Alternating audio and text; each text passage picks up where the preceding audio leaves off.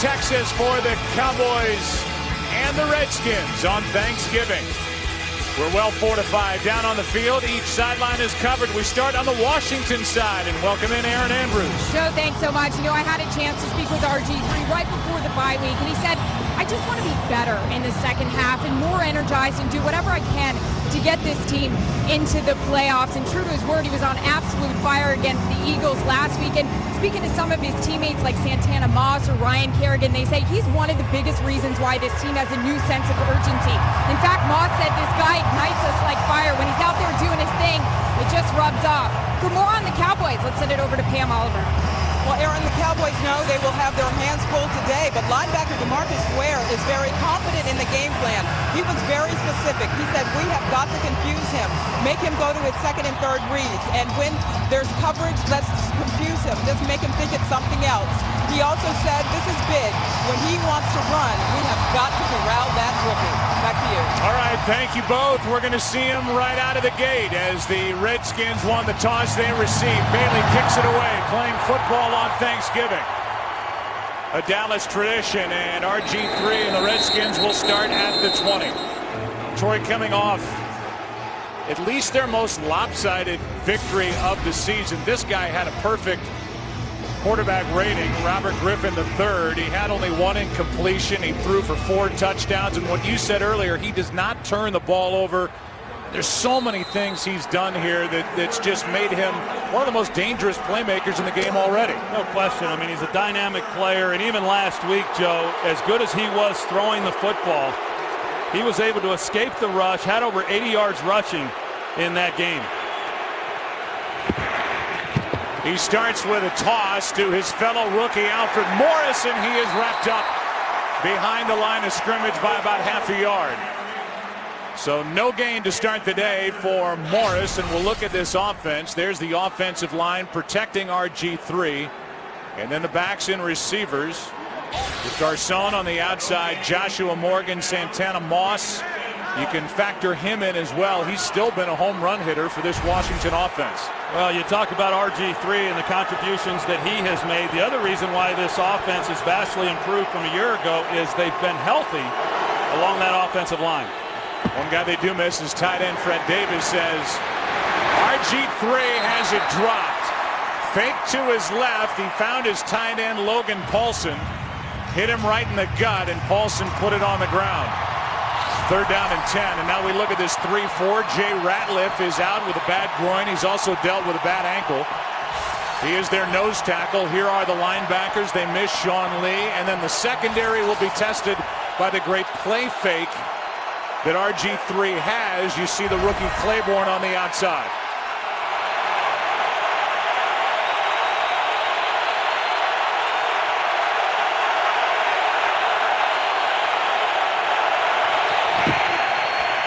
Third down and 10. Griffin flushed, and he just throws it away. They're going to throw a flag for grounding.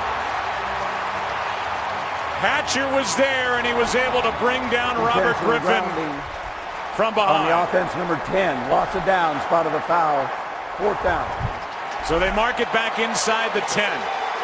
You'll see DeMarcus Ware, he goes inside on left tackle Trent Williams, and then that gives Jason Hatcher just a free path.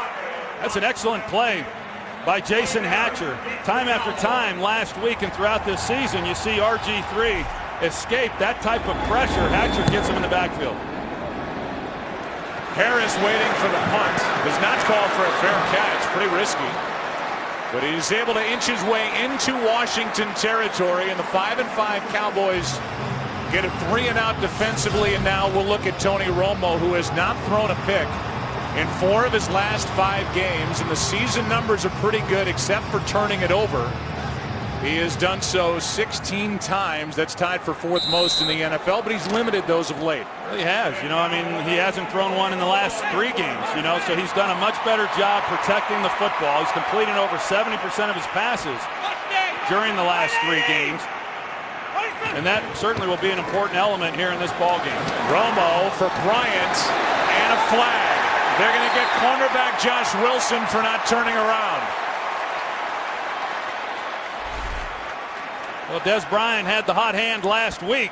against the Cleveland Browns. You see there's definitely contact at the top of the route by Josh Wilson, and he never gets turned around. That's just an easy call. First down, spot of the foul. That's Bill Levy, who was fighting for airtime with Troy Aikman on that first call on the pass interference, and it's a spot foul. It's hard enough fighting for airtime with you. I knew that was coming. From the 35, first down.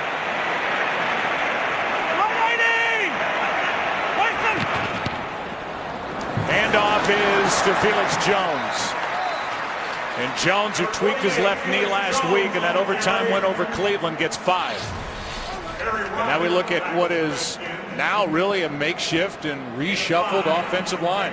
Well, it is, because throughout the season, the problems that they had, or at least the injuries, had been at the center position. All the other positions, the other 4, had been stabilized. But because both centers going down, they move right guard Bernardo to center. They bring in Derek Dockery, and then left tackle Tyron Smith.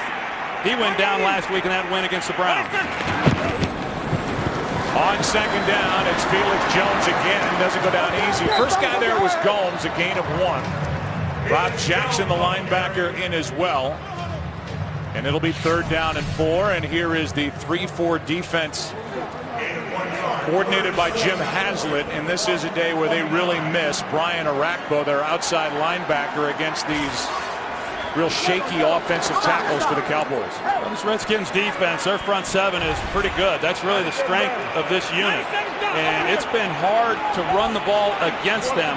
It's hard to imagine the Cowboys, who have struggled running the ball, are going to have much success on the ground in this game.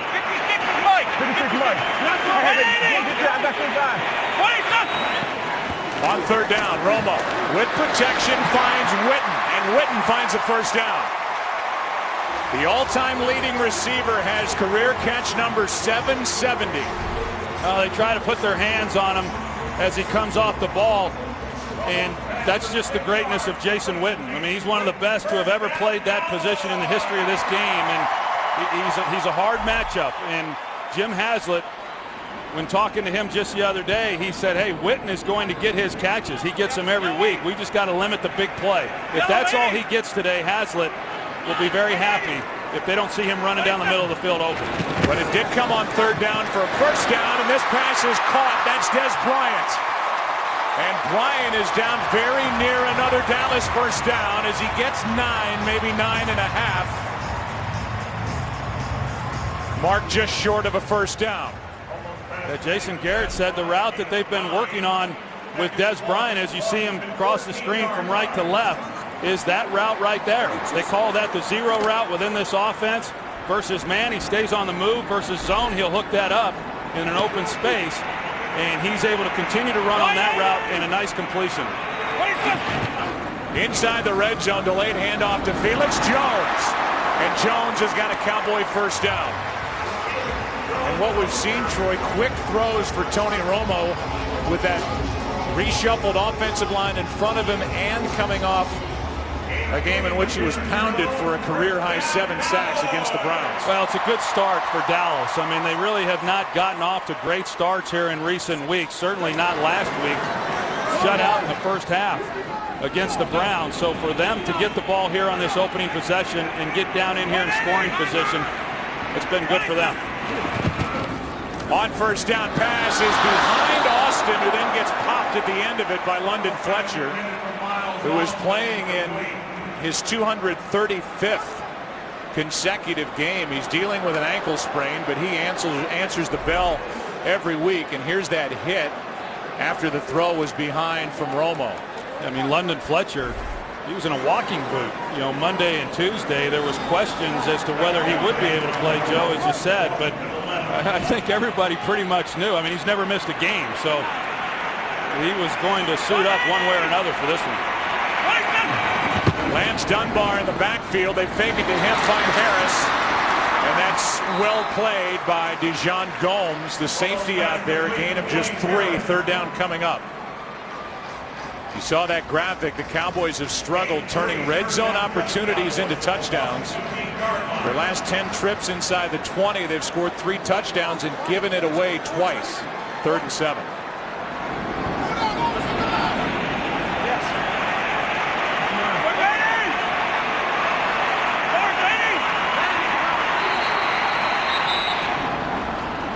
now 3rd and 12.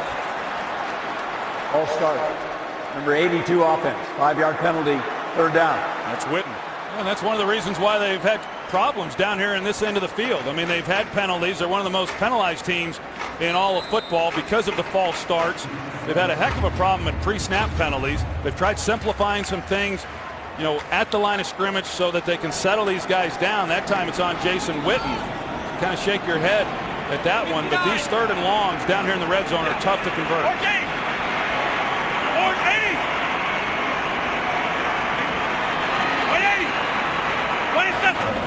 On 3rd down and 12, Romo. Well protected, end zone, incomplete, and that's Fletcher who blasted Miles Austin trying to come down and get his feet in bounds. That guy, who's a 3-time Pro Bowler and in his 15th year out of John Carroll, can still play. Yeah, it looked like Miles Austin might have had a chance on this ball to catch it and get his feet in bounds. It was going to be along that back line, but London Fletcher reads it beautifully, and he's there to dislodge it if Miles Austin had been able to haul that one in. 30-yard try from Dan Bailey, who hit the game winner last week against Cleveland. And he is 1 for 1 today.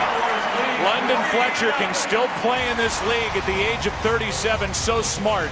And the quarterback of this defense knocked it away from Austin.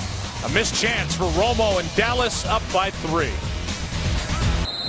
3 points for the Dallas Cowboys to start their day offensively. Tony Romo looking at the pictures or reading Highlights magazine over on the sideline as Banks will take a knee. How about the instincts of London Fletcher? 37 years old, and he can still captain that defense. He made the play. Romo was looking up at this big screen, which is hard to miss in Arlington. 3-0 Dallas. Wait.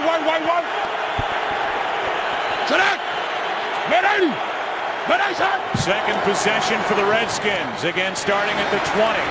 Alfred Morris, not much room over the right side. He gets 3, knocked out by Spencer. It was 3 and out the first time the Redskins had it. We were all riveted to our television sets and our monitors here in the booth earlier today, watching that overtime game between the Lions and the Texans. A game won by Houston. There's Mike Shanahan, 2-time Super Bowl champion head coach. In his 3rd season running the Redskins. 2nd and 7. He's finally got his quarterback, and Morris, he's finally got his running back. Josh Brent makes the stop, a gain of 3. Let's go to Kurt for a game break. Well, for the 2nd week in a row, the Houston Texans have to go deep into overtime, and for the 2nd week in a row, they get the victory. This time at Detroit. Shane Graham, 32-yarder to win it with just 2:20 left in OT. 34-31 Texans, 10-1 on the season. Guys? All right, thanks, Kurt. 3rd down and 4 here.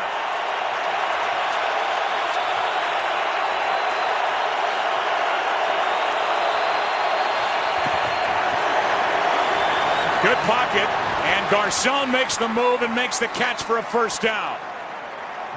Working on Brandon Carr, and Pierre Garcon, who's been dealing with a foot/toe problem, is good for a Redskins 1st down.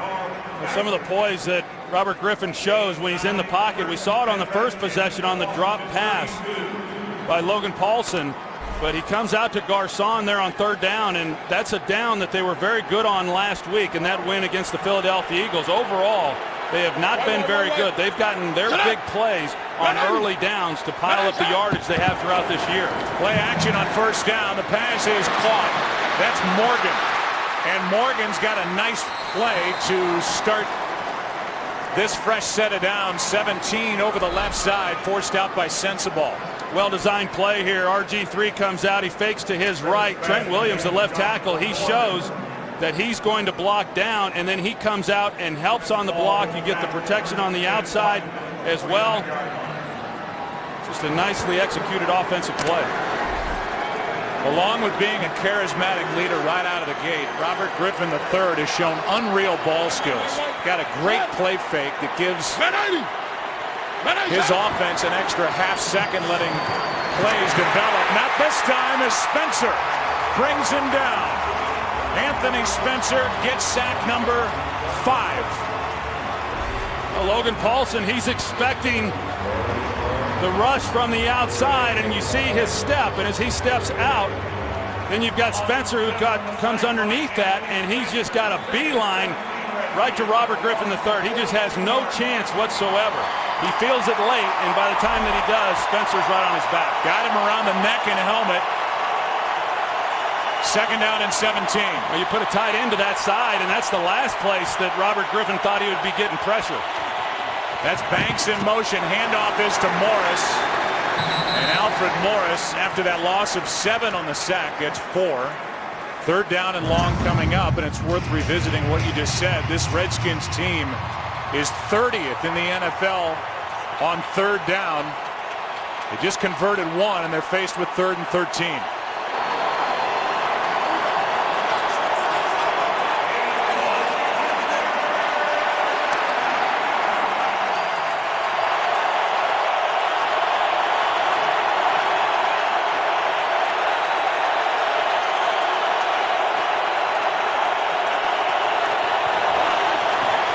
Griffin throws behind Garcon, and it's 4th down. You know, the windows are small because the Cowboys only bring 3 guys, and Rob Ryan has talked about it. He'll bring pressure a little bit throughout this game, but it's not something he wanted to present a heavy dose of. And Robert Griffin has been very good against the blitz. 3-man rush, 8 guys in coverage. The windows are small. Robert Griffin trying to hold up that receiver, but the ball was thrown behind. Cowboys were coming after a block. The punt by Rocca is down by Niles Paul. 41-yard punt. Cowboys have the lead and the football. It's marked at their own 13. Happy Thanksgiving from Arlington.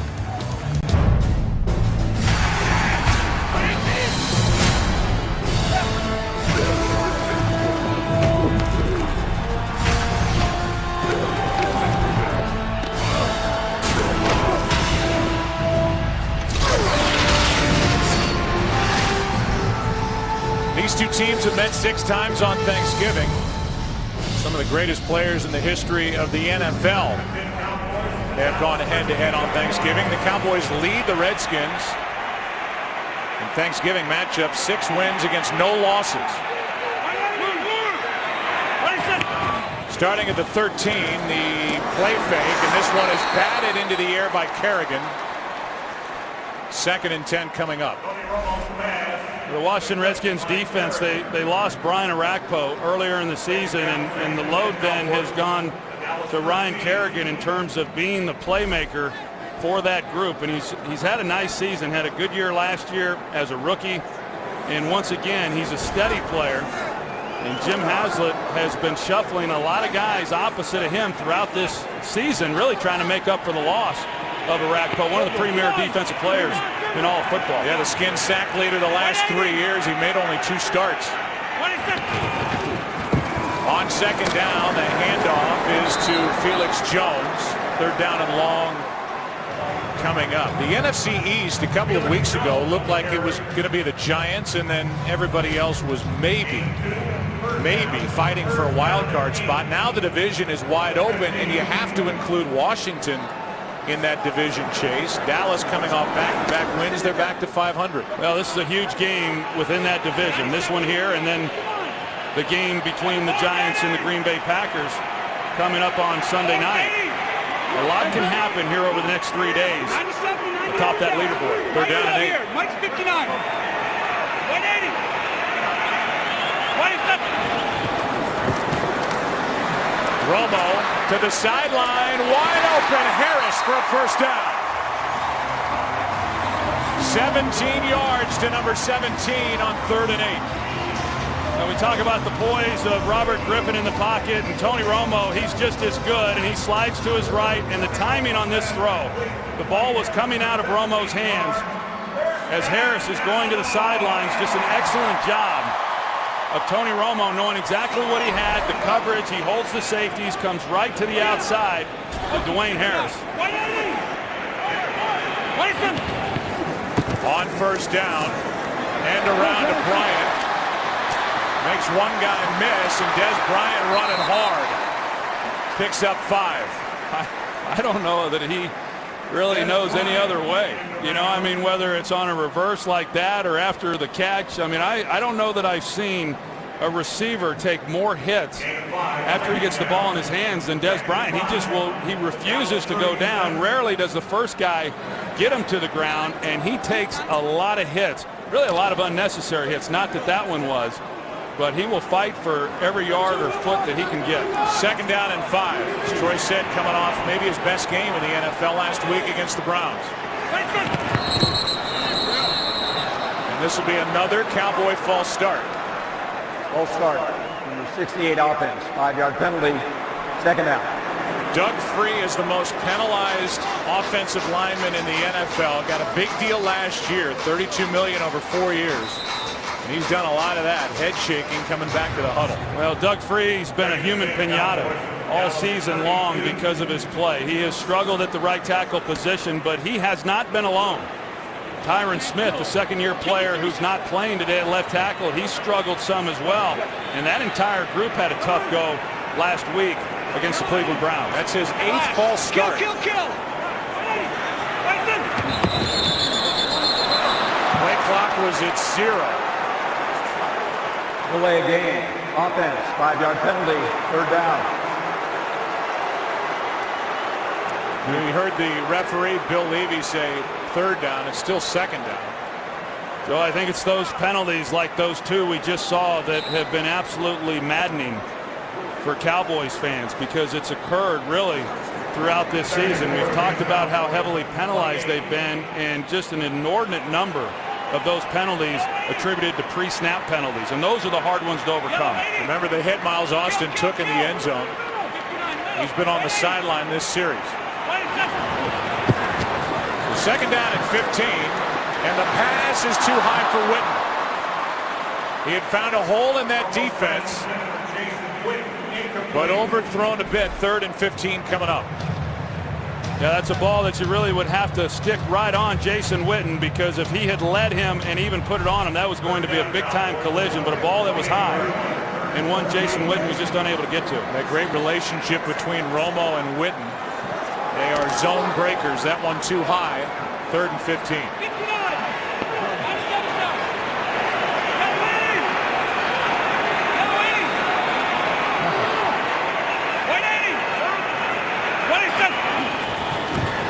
Four-man rush. Romo drops it underneath to Vickers, the fullback, and he won't come close. He takes it up just past the 35, a gain of 8. 4th down coming up. Hall and Gomes combined on the tackle, and a couple of pre-snap fouls really hurt the Cowboys on that possession. Yeah, it did, and I think Jim Haslett is pretty pleased with that possession defensively. You know, I mean, the real key for them is not giving up the big play, something that Dallas has not had as much of this season compared to previous years. The Redskins given up a lot of big plays in the passing game, but that area has improved for them here in recent games. Mormon hits a booming punch, and it drives Banks all the way back into the end zone. That was a mistake, and he won't make the 10. Philip Tanner downfield to make the play for the Dallas Cowboys, and that punt should have ended up in the end zone, and the Cowboys watch a 64-yard punt drive the Redskins deep into their own territory. 2 first downs so far for the Redskins, starting at the 7, down by 3. To Morris, and the rookie was drafted in the 6th round and is having a big year, gets 4. Let's go back to Brandon Banks fielding that punt that drove him back near his own goal line. Yeah, you know, usually what they'll tell you as a punt returner is to plant your heels at the 10-yard line, and if the ball's over your head, you just let it go. I mean, that was a big mistake by Brandon Banks fielding that and trying to take it out of the end zone. He should have just let it go and never even caught the ball to begin with. Philip Tanner was downfield to make the tackle. Now 2nd and 6.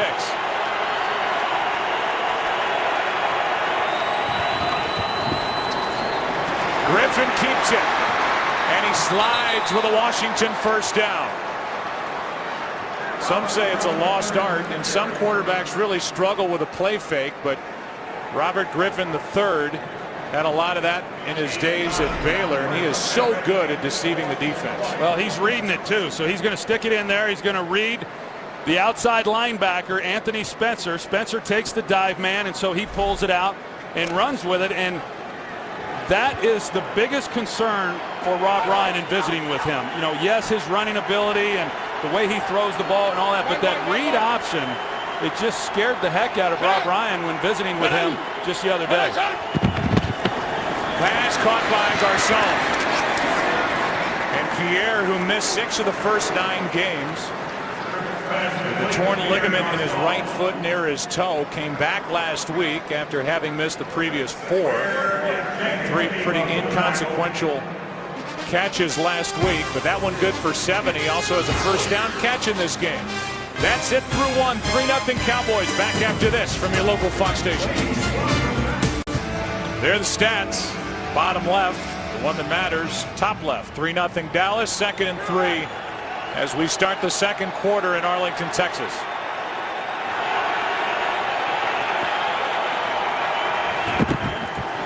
Morris gets it, has room to run. He's got a Redskins first down. Out across the 35 to the 37 for a Dallas injury report. Down to the field and Pam Oliver. Well, Joe, Miles Austin, known for those hamstring injuries, he has a new problem. Despite trying to stretch it out, riding the bike, Austin is now dealing with a right hip strain. He's just jogging off the field. We'll have more. They say he may return. Back to you. All right, Pam, thank you. So one of the weapons, guy really hasn't been available to the Cowboys in their recent Redskin games. A brief showing here today so far. 3 men in the backfield. Penalty flag flies, and it's a false start. False start. Number 11, offense. 5-yard penalty. First down.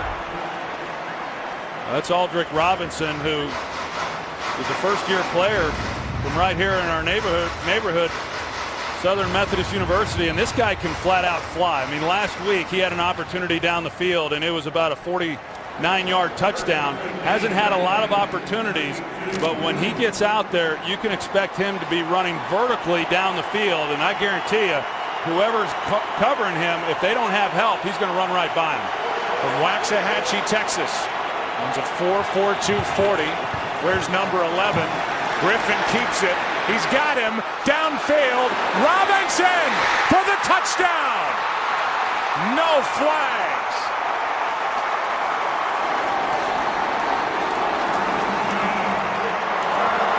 And back in the Dallas area after starting for SMU. Aikman called it. RG3 threw it. And the Redskins are on top. Apparently Danny McRae didn't check the scouting report. It was a short week. You see how he levels off, and as soon as he levels off, he was done. I mean, this guy, watching him in preparations for this game, Joe, I asked Mike Shanahan, how in the world did he slide to the 6th round? I mean, with that kind of speed, it's hard to find. And yet he slid to the 6th round, has been inconsistent with catching the ball. As strong of an arm as RG3 has, I don't think you can out-throw Aldrick Robinson. And it's 7-3. So the young man who went to high school in Copperas Cove, Texas, throws it to the guy who's from Waxahachie, Texas. And 2 Texans hook up to make Rob Ryan upset on Thanksgiving. 7-3 Redskins. Talk about a bad 3 minutes for owner Jerry Jones. He watched his defense give up a 68-yard touchdown to Aldrick Robinson. Now it's raining. Well, at least it's not a leaky roof. They've got the roof open, which they do only on beautiful days, and not a couple of beautiful moments for Dallas as Harris pushes the pile out near the 24. Robert Griffin III. Touchdown pass number 13. And the veteran Tony Romo watching. He has to go back to work down 4. It's a 7-3 game, Redskins. Aldrick Robinson, his 11th career catch. 3 of them have been for touchdowns. The latest, a 68-yarder from RG3. As Felix Jones does the most he can. Gains 2. It's raining in Arlington, and for more on the roof situation here at Cowboys Stadium. Here's Pam. Well, Joe, the decision to open or close the roof, it's made 3 hours before the game. Once the decision is made, Jerry Jones and the stadium operator do the decision making. They can't do anything about it. They say it's a competitive edge if they decide to close it one way or the other. Each team has to deal with the same conditions. Back to you. All right, 2nd down and 8. Roof is open. The rain has let up. It's basically stopped after coming down right after the touchdown from the Redskins.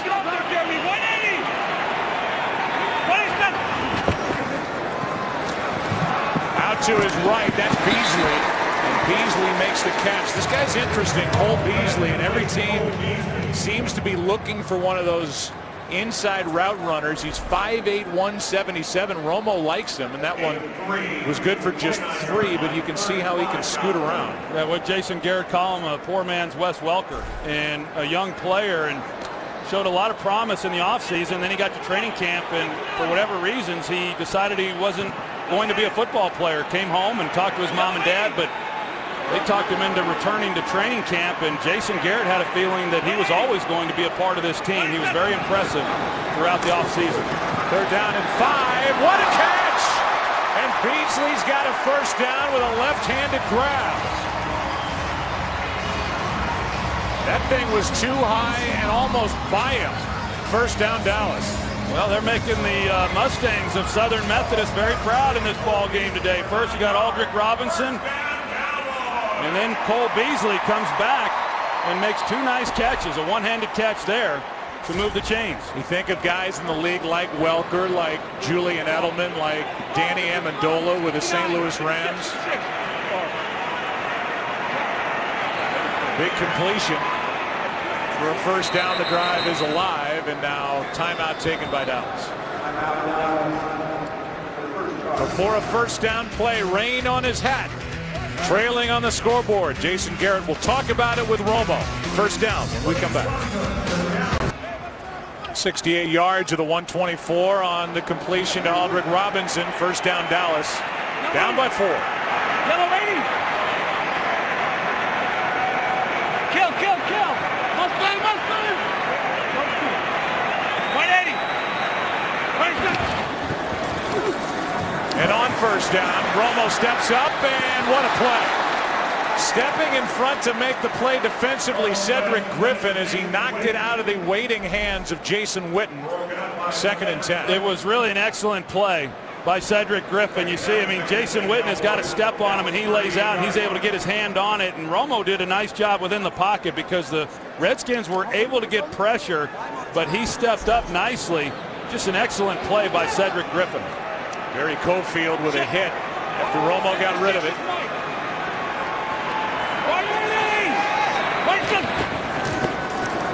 On 2nd down, the handoff is to Dunbar. Lance Dunbar from North Texas over the left side gets 7. Fox College football begins tomorrow as 25th ranked Washington battles Washington State. And then on Saturday, Baylor takes on Texas Tech, followed by 8th ranked Stanford trying to clinch the Pac-12 North as they battle 17th ranked UCLA. And a possible preview of the Pac-12 championship. And that's Art Briles with a nice moment with RG3. And Coach Briles' daughter, Jancy, works for the Dallas Cowboys in the public relations department. It's 3rd down and 3. Blitz coming. Pass caught. That's Bryant. 1st down. Ball's out. Pops into the arms of Gomes. And Dijon Gomes, after the turnover, takes it into Dallas territory. That's the one thing the Cowboys have been able to limit.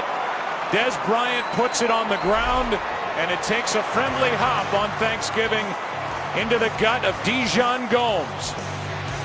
Knocked out by Josh Wilson.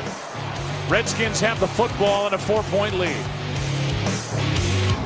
Des Bryant with his 5th fumble of the season. 2nd time it's turned into a turnover. 21st time the Cowboys have turned it over. They're -10.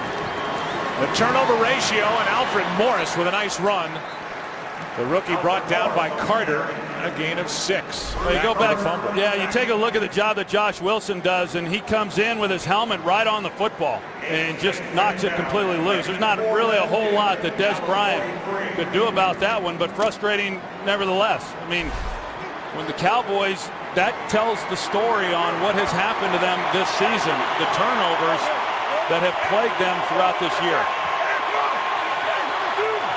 2nd down and 4. Handoff is to Morris, and he picks up 2. 3rd down and 2 coming up. Bruce Carter again on the tackle. This Alfred Morris is something else too. I mean, Robert Griffin gets all the attention when you talk about the Redskins. He's clearly the face of this team, but Alfred Morris is a 6th-round pick. He comes in. They lose 2 of their top 3 rushers from last year in Tim Hightower and Roy Halou. But Alfred Morris has been another one of those great finds by Mike Shanahan, and he's going to turn him into a 1,000-yard rusher as well. Might even get it here in this game. He's always been able to find running backs late in drafts. Nobody better than Terrell Davis. 3rd down and 2. Pass is caught. Santana Moss. And he's got a Washington 1st down. He doesn't have a ton of catches, but the ones he's had, the 12-year veteran, they've been big. That for 9 and a 1st down. Boy, he's able to fit that in. Morris Claiborne, he read it beautifully, and he tries to come off of his guy and make a play. Had Robert Griffin had led Moss at all, that ball could have been intercepted, but he fits it into a tight window. I mean, he throws with a great deal of confidence for a guy that can do so many other things so well.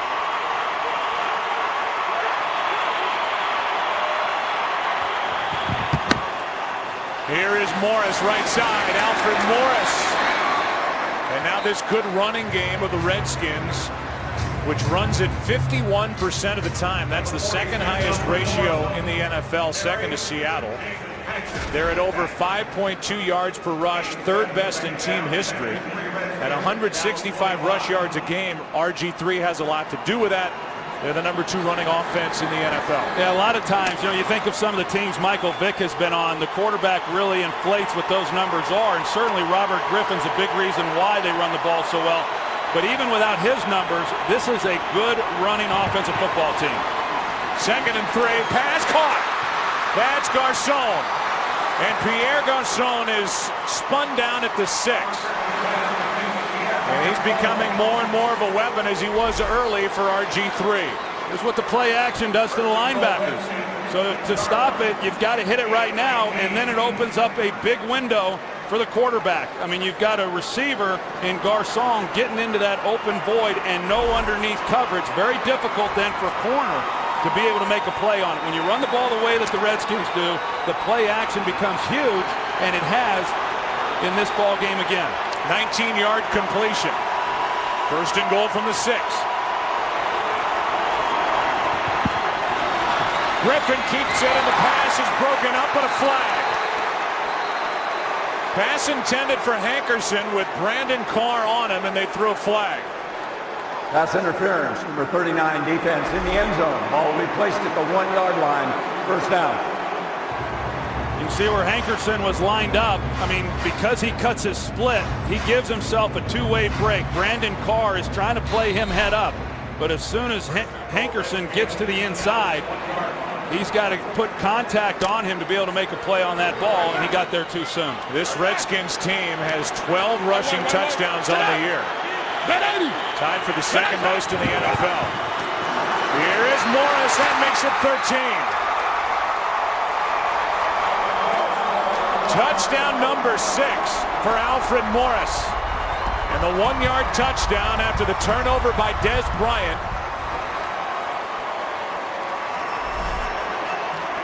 Opens up the lead with the extra point to come. Well, Darrell Young, he kicks out. They bring the right guard on a pull, and you get Morris in behind him. There's no stopping him. This to make it 14-3. Kai Forbath. And so the Redskins capitalize on the turnover. They've now scored touchdowns on consecutive drives, and here on the road on Thanksgiving, lead by 11. There are a lot of teams watching this game, obviously, around the league on this Thanksgiving, and teams in the NFC East that are seeing the Redskins coming off a pretty easy win over Philadelphia. That's one thing. Then coming into Arlington on Thanksgiving, falling behind, but now back-to-back touchdowns as Harris dives forward to the 16. Take a quick break. Come back. Number 9 back under center when we return. He's got some work to do. Starting at the 16. Romo finds Felix Jones out of the backfield, and Felix is wrestled to the ground by Kerrigan. A gain of 4. So far, though, Joe, we came into this game talking about the offensive line for the Cowboys and the adjustments that they've had to make. Left tackle Jeremy Parnell making his first start in the NFL. He's held up well for the most part. Not a lot of pressure on Tony Romo. Parnell, a former college basketball player at Ole Miss, actually played 4 years of basketball, 1 year of football. Picked up off the Saints practice squad. Now here he is trying to protect the blind side of Romo. 2nd and 6. Here's Jones again. They run toward Parnell's side, and he gets a yard.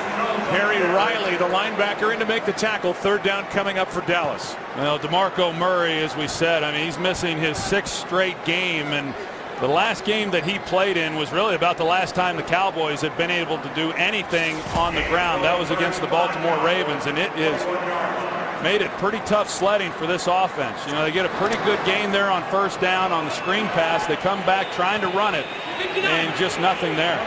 He hasn't played in a month, and he's still the leading rusher coming in for the Cowboys. 3rd down and 5. Romo. That's Beasley trying for another one-handed catch. Can't make it. It's 3 and out. And this Redskins defense, which was so good last week against Philly, they allowed no touchdowns, had 3 takeaways, and racked up 4 sacks. Jim Haslett, you mentioned it to him. He's got his guys. They may not be the best group, and they miss Arakpo, and they miss Carricker, but they have played very hard. They play hard. You watch the tape, and you see it every week. And Jim Haslett was very confident when we visited with him, Joe. He had a good feeling coming in this game that his defense was going to play good ball, and they sure have so far. Fair catch by Banks, the 28. This year, in more than 70,000 schools and 1,700 events, and through the creation of youth fitness zones across the country, NFL Play 60 has improved the health of millions of American children through the power of play. Visit NFLRush.com to learn how NFL Play 60 could come to your community. That's a great program, too. Anybody who has young children know how important it is for these kids to get out and be active and take part in sports. And the fact that the NFL has gotten behind this effort, and so many NFL players have. Tip my hat to all of them. Somewhere Jordan and Allie Aikman are smiling, listening to Dad talk about getting out of the house. They're looking at each other like, yep, I feel your pain, sister. Griffin steps up, and he'll go down. Eventually, Spencer. And it took 3 Cowboys to bring him to the ground. It reminded me of Mark Bavaro for the New York Giants when they were trying to get him to the ground, only you've got a quarterback, and immediately, he gets sandwiched in the back, and then everybody rallies behind him offensively. You see Corey Lichtensteiger, they're going to move the pile, and what looked like was going to be a pretty significant loss, he just loses 1 yard. Yeah, it was going to be a 7 or 8 yard loss. Instead, it's a loss of 1, 2nd and 11. See what the Dallas defense can do.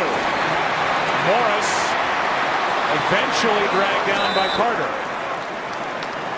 A gain of 7, so it makes it more of a manageable 3rd down for this Redskins offense, up by 11 under 4.5 to go.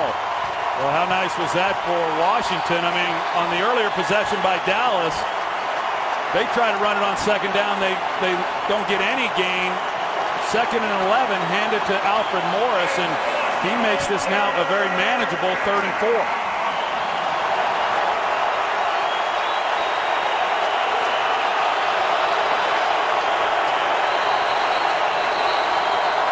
Timeout Timeout taken defensively by Dallas. They have only one left. And so the Cowboys defensively will talk it over,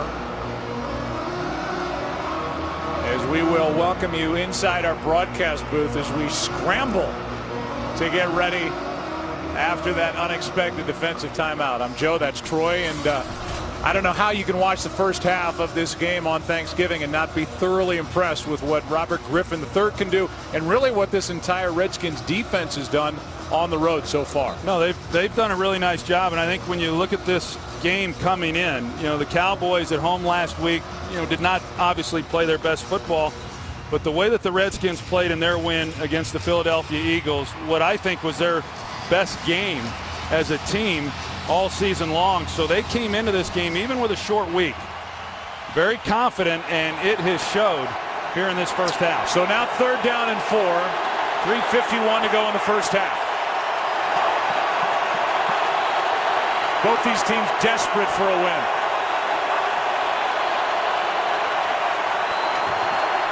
Out of the shotgun, Griffin finds Banks. Banks finds a first down.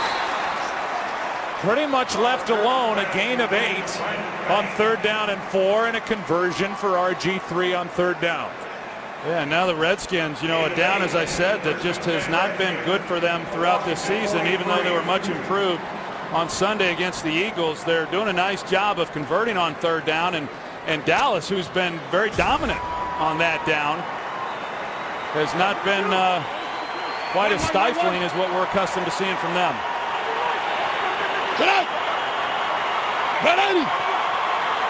Cowboys showing blitz. They're coming. Pass caught. And what a play out on the edge by the rookie Claiborne. He dumped Josh Morgan to the ground, a loss of 3. And there was a lot of pressure in the face of Robert Griffin III. Well, they're hoping that they're going to be able to block Morris Claiborne. But he reads it so quickly that Darrell Young is not able to then get a block on him. Had he have been able to, that could have been a pretty nice gain. But Morris Claiborne, who has struggled a little bit here in recent weeks, reads it beautifully and makes a nice tackle. The Redskins traded with the Rams for the right to draft Robert Griffin III. And then the Cowboys traded with the Rams to be able to draft Morris Claiborne in this past April's NFL draft. Play action. Griffin over the middle. He's got Garçon. And Pierre Garçon has got room to go. Garçon, touchdown. No flags.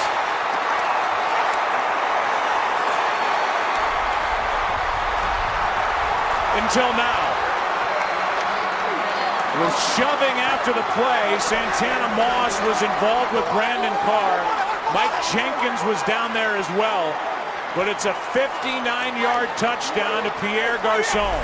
Well, Bruce Carter's the linebacker. He reads run initially, and so he hits it, but then he gets underneath this route, and where Robert Griffin should have thrown it was really on the other side of Bruce Carter, but he threw it behind him, and that's just a great catch by Pierre Garçon. You're going to see where this ball was thrown. If he doesn't get his hands on it, it's probably intercepted by the safety who was back there waiting. And that, to me, doesn't look like a guy who's got a bad toe. That was a shove by Jenkins at the end of it. That's why Santana Moss got into it with Jenkins. The touchdown stands, and we'll get the call. It's against Jenkins. It'll be assessed on the kickoff. Well, Brandon Carr was playing safety, and he thought he was going to have an easy interception. Just an excellent catch by Pierre Garçon. And now it's 21-3 with 2:14 to go in the first half here in Arlington, Texas. And this Redskins offense riding big plays for the second consecutive week. Gets a 59-yarder to Garçon. Well, you talk about it, Pierre Garçon comes back last week. He has the 3 catches. He's limited some because of the injury. He's missed most of the season. You go back to the season opener, Joe, against the New Orleans Saints, and he takes a ball 88 yards for a touchdown, and he really kind of whetted everybody's appetite as to what he was going to be able to do after they picked him up this offseason. And then for the most part, he's been put on the shelf. And I thought he moved pretty well, a lot better than anticipated on Sunday. But watching him here today, certainly on that route, to be able to make a play and then outrun everybody and get that in for the end zone or get that in for the touchdown, That's what the Redskins were hoping to have from him all season long. Former weapon for Peyton Manning in Indianapolis, got a 5-year, $42.5 million deal. And he's had a limited impact because of injury. That's a big one. Now, we've heaped the praise on Washington. This Dallas defense at times looks like one of the most overrated groups in the National Football League, and they are getting taken apart by a rookie here today. You know, they do a lot of things really well, and then they just have some lapses. You know, I mean, we saw the deep ball that Aldrick Robinson has behind Danny McCray, not expecting that type of play. They have those types of lapses, but you know, after the first couple of possessions by this Redskins offense, they really have outplayed the Dallas Cowboys. Dallas will start at the 20 as Forbath drills it out of the back of the end zone, kicking off from the 50. For more on Pierre Garçon, let's go down to the field and Aaron Andrews. Hey, Joe, just to talk a little bit about how effective he was going to be in this game. I actually spoke with him as he was warming up because there was so much concern about this turf and how he'd be able to move on it. And he said, look, I don't even care if I'm 30%. I just need to get out there and be a spark for this offense and help them out. So he kind of had it in his mind. He didn't care where he was percentage-wise. He was getting out there. Well, he gets a 59-yard touchdown to open it up to an 18-point game. And the Cowboys, who had won back-to-back weeks, but doing it against Philadelphia and Cleveland. It took overtime at home to beat Cleveland. There's a play made by Griffin on Beasley. A big hit, a gain of just 4, and that'll take us to the 2-minute warning here in Texas. Griffin has a quarterback rating of 156.2. He's back in Texas, smiling and happy, up by 18. 2 minutes left in the half. Kenny Chesney's going to try and brighten the mood at halftime around here. So's Tony Romo right now with his team down by 18. 2 minutes left in the half.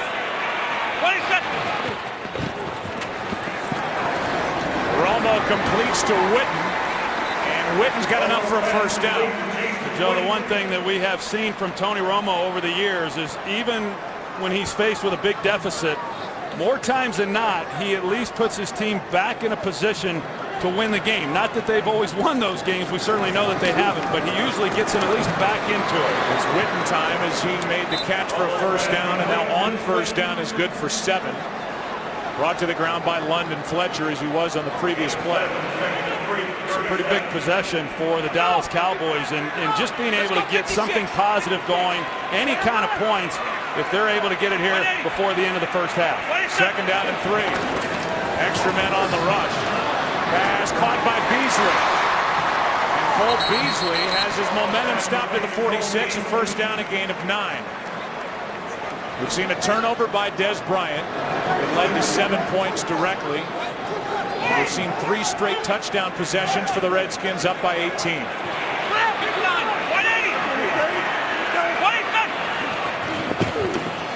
On first down, Romo flips it for Harris. Incomplete. That'll stop the clock with 44 seconds remaining in the half. Fox tonight, it's all new. The X Factor has 10 thankful acts now, but 2 will be sent home. Then suit up for superheroes and super shockers on Super Glee. All new Thanksgiving offerings tonight on Fox. How many times have we seen the Cowboys struggle offensively to really get any type of consistency, only to then have their backs against the wall and go into a no-huddle situation and see Tony Romo take them right down the field. They're hoping for that here. It seems to be when he is at his best. Second down and 10.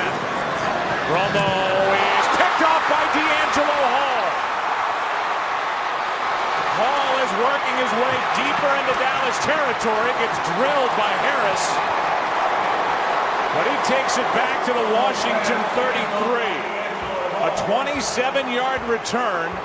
Beasley the intended target, and Romo throws his 14th pick of the season.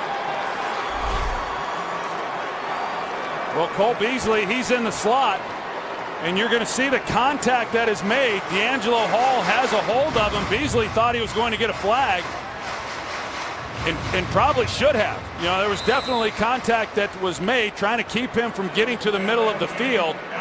And because of that, there's just no throwing angle for Romo to try to fit that ball in. He was anticipating that Beasley would be able to win on the route and create separation, but because of the grab, he was unable to do so. He hadn't thrown one for 3 full games. Now he throws a pick. Griffin is ripped to the ground. The Redskins have 3 timeouts. Now they have 2 as they'll spend one here. Tyrone Crawford made the play for Dallas. That for D'Angelo Hall, interception number 4. He had one last week against the Eagles. Coming up, the Visa halftime report. Kurt, Terry, Howie, Michael, and Jimmy will have scores and highlights. A thriller in Detroit in overtime.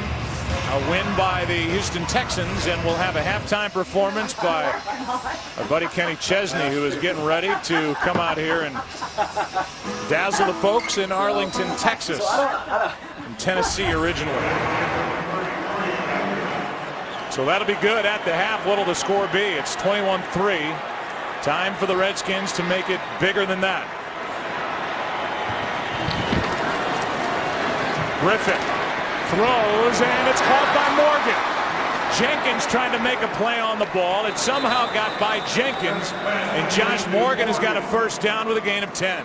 That's great. I don't know if that's where he was purposely trying to throw it, but it was great ball position because he was well covered. And the only chance to complete this pass was to put it on his back hip, which is exactly where he puts it. Michael Jenkins has it covered. I'm sure he's as shocked as anybody that they were able to complete this pass. Heavy duress in the pocket, and he throws a perfect ball. And so now we're talking about the Cowboys trying to come away with something positive before the end of this first half. You get the interception, the quick change of possession, and now the Washington Redskins are looking to build their lead, which would be huge for them going into the half. I'll tell you what, they are trying to get to 5 and 6. Then they have a date with first place New York. They have an opportunity here that's out in front of them. It has to start with a win here today over Dallas, and they're doing their part through the first half. Handoff is to Morris, and Morris is down to the 6. Timeout is taken by Mike Shanahan. Now 10 seconds remain, and that's the final timeout. We'll see how aggressive they want to be with a rookie. They'll have time to take a shot into the end zone. Well, Will Montgomery right here in the middle at center. He blocking really well all across the board, but he does a combination block, works to his left, and then he's able to get to the linebacker level, which just gives Alfred Morris a great opportunity on a quick hitter straight up the seam in a big game. 16 yards for Alfred Morris. And Mike Shanahan, who's a real smart man, his team had lost 3 in a row, and I think he would tell you he misspoke when he said we're now going to play and see who's going to be on this roster next year. His team really backed him. He said that's not what was intended, that we're giving up on this season, and they are anything but dead as they play here on Thanksgiving. Well, they're still trying to win back-to-back games for the first time. First down and goal, a shot into the end zone. The pass is caught. Touchdown, Santana Moss.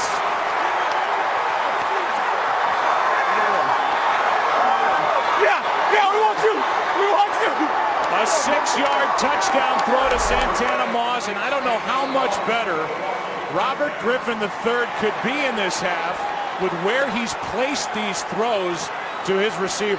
That was a perfectly thrown ball, and you see that Santana Moss is able to adjust, makes a play on it. Brandon Carr is not looking. He's not able to locate the ball. The ball thrown obviously behind him. But for Santana Moss to make the catch and get his feet in bounds, that's big time right there before the end of this half. A guy who was born in Japan, 2 military parents, bounced around in his childhood, looked clearly like Moss got both feet in bounds. And he did for the touchdown. He's thrown 3 touchdowns today. RG3. We're in a booth review. We'll get the call when we come back. We'll get the call right now from Bill Levy as to whether the touchdown was good. After reviewing the play, the ruling on the field is confirmed. Touchdown. But RG3 has completed 9 straight passes. He's thrown for 3 touchdowns to 3 different receivers. And this is a pounding here in the first half in Texas. Been some spectacular catches made out there too. Absolutely. Really every one of them. From Robinson catching up to that deep ball, to the one to Garcon, and the latest to Santana Moss, who came in with only 25 catches, but now has 7 touchdown catches on the season, and the 28 points in the second quarter, the most for the Redskins since '99. And here is how they have transpired. Robert Griffin III found Aldrick Robinson for 68. And then he found Garcon, who made a great catch, adjusting for 59. And then here before half, a 6-yarder to Santana Moss. Well, Joe, you had said that Robert Griffin III coming back to his home state from Copper's Cove, about a 2-hour drive here from Dallas, and asked him how many tickets he had to buy, and he said he was only buying 20. He certainly could have bought more, but he said he had to draw the line somewhere. Trent Williams, on the other hand, from Longview, Texas, their starting left tackle, bought 40. I think right about now, Robert Griffin's wishing he'd let a few more people in the door. Yeah, I mean, who wouldn't want to witness this? As I said, I think what would impress you, and you and I really haven't talked about it, the maturity level that he shows, not just on the field, but off the field, the things he says, the way he's become a leader, and his teammates voted him a captain during the bye week. He was perfect quarterback rating against Philadelphia, and he is perfect quarterback rating here, 1/2 of play on the road on Thanksgiving against the Cowboys. He's a confident young man, there's no doubt, and it's amazing in talking with him, as you said. I mean, his play is beyond his years, but he expects to do the things that he has done, and he has been a great leader, as you said, for this team. And as Aaron Andrews reported coming into the game, he has elevated the play of those around him. And this Cowboy team is booed on their way off the field. The most quoted owner in sports maybe ever, Jerry Jones, when his Cowboys were down 13-0 last week at home to Cleveland, said he was very impressed with the adjustments Jason Garrett and Rob Ryan made coming into the second half. They've got their work cut out for them. Piece of halftime coming up after this from your local Fox station.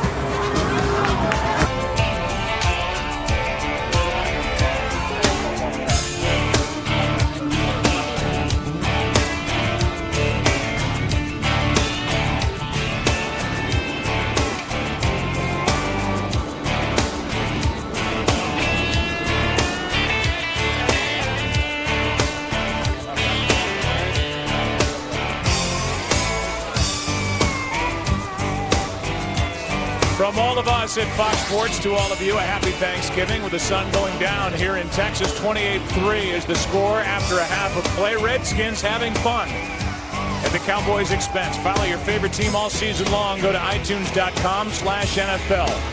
Video of the guys and gals that drive the trucks to the venues, to those who set it up, to those who provide the stats and the graphics, the shots that are provided on the sideline and around stadiums.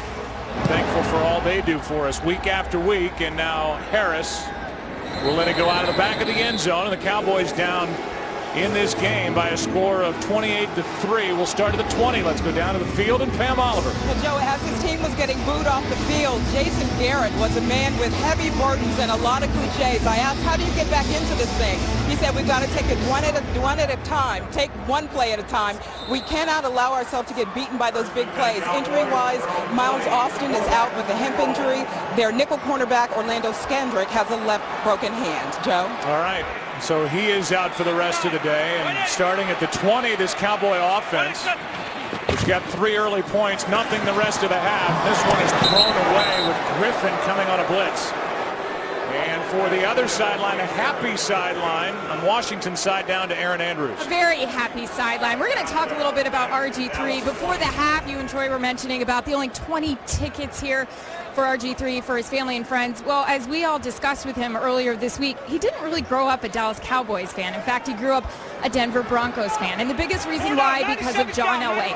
Now, he does have a little conversation with a lot of his friends saying, hey guys, can you just cheer for me today? You think you could do that maybe, huh? Can you? Well, they've seen a lot to cheer from RG3. Really not much from Dallas. Here's Beasley We've seen a lot of him. He's forced out at the 40. So growing up in Texas, RG3 grew up a Denver Bronco John Elway fan. How does that make you feel? You were a quarterback back then. Heck, I was a big Elway fan myself, and what's interesting is for the first time when he met Mike Shanahan, he started rattling off all the players that were a part of those great Denver Bronco teams, and Mike Shanahan was really impressed that he knew so much about those teams in Denver. Here's Witten, who just lays down after the catch, tapped down by Gomes, a gain of 6. Shanahan, who won back-to-back titles with the Broncos in '97 and '98. And then after being let go in Denver, was with the Broncos from '95 to 2008, picked up here with the Redskins in 2010. Things are looking up. Here's Harris. And here come the Cowboys trying to make this second half relevant as Harris takes it down inside the 40, good for 14 yards. Yeah, you know, I think if you're the Washington Redskins, that first half went as well as they could have hoped for. And the message at halftime, I'm sure, by Jim Haslett was, hey, we've got to continue to do what we do and not give up the big play. The biggest play in the first half for the Dallas Cowboys, just a 17-yard reception by Dwayne Harris. Romo with time, throws behind Des Bryant, who is coming across the middle. We haven't seen Bryant do anything since he made the catch for a first down and fumbled.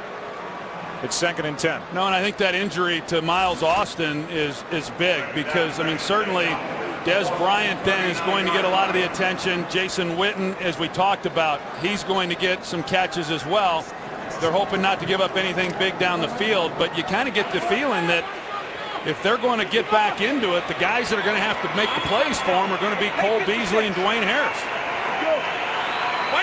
Cole Beasley just 5'8", 177. That may be generous. Out of the backfield, nice catch. Felix Jones, and he's still going. Down the sideline and knocked out near the 5. A big play from Felix Jones right when Dallas needed it. Trying to make a statement with their first possession here. In the second half, they marked him out at the 6. Well, Romo has to come underneath, and you see as Felix Jones almost is not even able to make the completion, but the Redskins had 2 opportunities right away to make a play and bring Felix Jones to the ground, and they failed to do so. 33-yard catch and run, longest catch for Jones this season. Longest play for the Cowboys today. 1st and goal. This one is caught, but out there is Riley. Dunbar out of the backfield, and had Riley been looking for the football, he may have taken that the length of the field. It was good coverage. I mean, he was there waiting, but you're right. I mean, had Perry Riley, that he had turned around and saw the ball coming, I think he is. I think it's a pretty easy interception for him and a house call. 2nd and goal. And now it's left tackle Nate Livings. Full start. Number 71 offense. 5-yard penalty, 2nd down. That is the 3rd false start here at home. Well, it's the same thing that happened on their first possession when they got down inside the red zone and had to settle for their only 3 points of the game, is what just happens here. They get down inside the 20, and then they have a pre-snap false start. We got it to the 6. Monday, 6:14. Now it's 2nd and goal from the 15.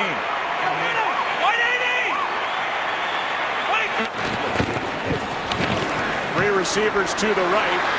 That's Beasley, and the throw out of his reach. And in what is a 25-point game, this is a Dallas offense that's set up with 1st and goal from the 6 after the big play by Felix Jones. And barring a big one here from the 15, they're staring at a 3-point try. 3rd down and goal.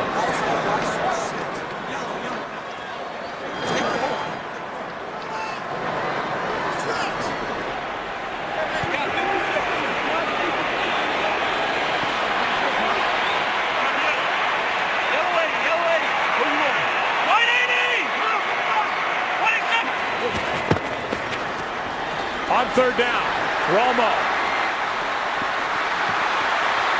buying a ton of time. End zone incomplete. He had Beasley in the back of the end zone. Maybe couldn't see him, and it's now 4th and goal. Well, you've got to sustain coverage for a long period of time when you're playing against Tony Romo because of the ability that he has to keep this play alive. That clock goes off as a defensive player, and you're thinking, okay, this play's got to be over, the ball's got to be out, but they hang with it. And even though they gave up a lot of yards on that drive, that's an excellent job defensively, not giving up a touchdown. Instead, it's 3 points. You could see Beasley stop in the back of the end zone. Romo thought he was going to continue. Hall and Bryant get into it. It's the Cowboys and Redskins. It's a 22-point game. The Redskins defense has held Dallas to field goals on both their trips inside the red zone. Bailey just hit from 33. It's 28-6. It's Banks from the end zone. Can't make the 15. Wrapped up at the 13. Moments ago on that last possession down the sideline, we saw at the end of it Des Bryant, D'Angelo Hall get into it. Hall came in low on trying to get through Bryant, who was blocking for Felix Jones, and they almost started swinging at each other, and then later they had a nicer moment on this Thanksgiving as the Redskins have it at their own 13. I think Des Bryant was looking around to see if any officials were nearby to see if he could take a shot, but I'll tell you, you can say a lot of things about D'Angelo Hall, and a lot of people do, but one thing he will definitely do is stick his head in there and make a tackle. He's third on the team in total tackles this year. Big sack. Jason Hatcher. And he form tackles RG3 back inside the 3 at the. See where they mark it. They're going to mark him with forward progress at the 5, but that's a different kind of sack. That was a thunderous hit. Well, it's the same game that they ran there in the first half, and the same result. They run DeMarcus Ware underneath. Might have even been Anthony Spencer to that side, but the outside linebacker, he comes underneath. Jason Hatcher comes around on the outside, and the Redskins missed it in the first half, and they missed it again here. That's the 4th Cowboys sack. This pass caught by Paulson, the tight end. And Logan Paulson gets 7. Ernie Sims is there to make the stop. So now the focus for Dallas, we've focused a lot on Griffin, is on the defense. And Rob Ryan, who went through a rough week last weekend after having to really survive to get through the Cleveland Browns, has watched his defense get shredded by a rookie. It's 3rd down and 11. Just too many big plays, Joe. And they've given up 2 50-yard receptions in the first half. 3rd down here. Griffin completes. Morgan, bad tackle, and it depends on the spot. Morgan survived the first hit. It was Jenkins who didn't wrap up, and with the second effort in what could have been a big 3rd down stop, because there were no arms involved on that tackle by Jenkins, it looked like Morgan may have picked up the 1st down. Well, the way that where they spotted it anyway, it sure looks like they did. I don't know what that is. I mean, he's not the only one in this league that does it. I mean, the idea of using your arms on a tackle is non-existent, and Mike Jenkins comes in and just tries to torpedo him with his body, and there's no chance. And he knows that he should have been able to make that play, and had he have made it, then the Redskins would be punting right now. He's been bothered by a bad back, but he didn't extend his arm at all. And with that effort, and I think the crowd is reacting to where the ball was spotted, and Jason Garrett's going to throw a challenge flag. Yeah, and I'm surprised that someone wasn't communicating to Robert Griffin about getting to the line and getting that ball snapped. Rob Ryan, the defensive coordinator, and Garrett can see it on that gigantic scoreboard. Challenging the ruling of the forward progress spot. Rob Ryan told Garrett, his head coach, to throw the flag. Crowd reacted. They got a good look at it on a 60-yard long video screen here in Arlington. We'll get the call when we come back. Here comes the call, bad tackle or not. After reviewing the play, the runner did not reach the 23-yard line. It's going to be 4th down.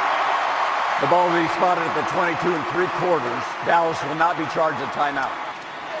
It's going to say bad tackle or not on the part of Jenkins.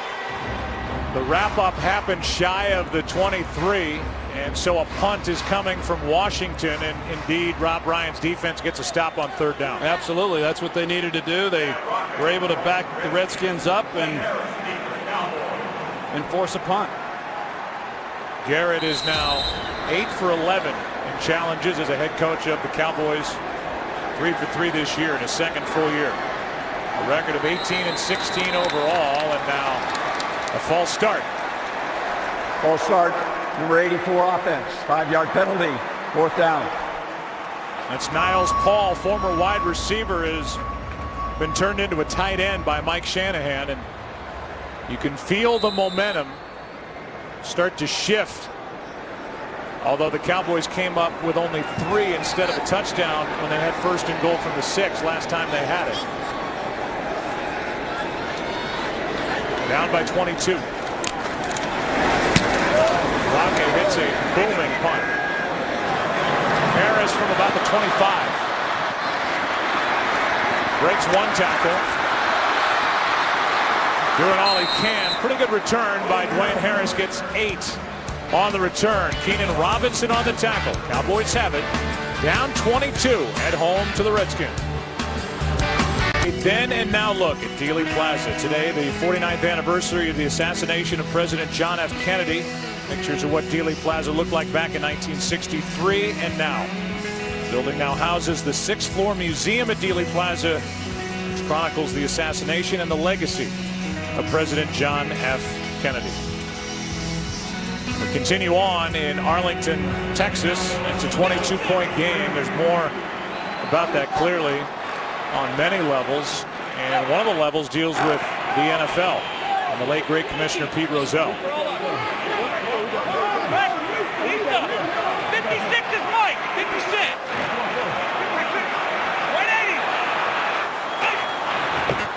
180. On first down, pass caught by Witten, and Witten is wrapped up by Medee Williams, a gain of 4. Talking to our editorial consultant Steve Horney reminds us that President Kennedy was assassinated on a Friday.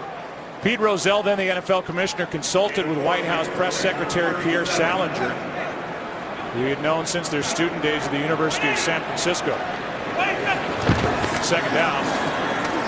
Romo down the middle and incomplete for Witten. Well, just to finish the story before a third down, Salinger felt that the league should play that weekend because he believed it would help restore the country to normalcy. Rozelle took Salinger's advice. Salinger never regretted his position, but Pete Rozelle came to believe it was the biggest mistake of his tenure as commissioner of the NFL. The AFL did cancel games on that Sunday. The NFL did not. It's third down and 6.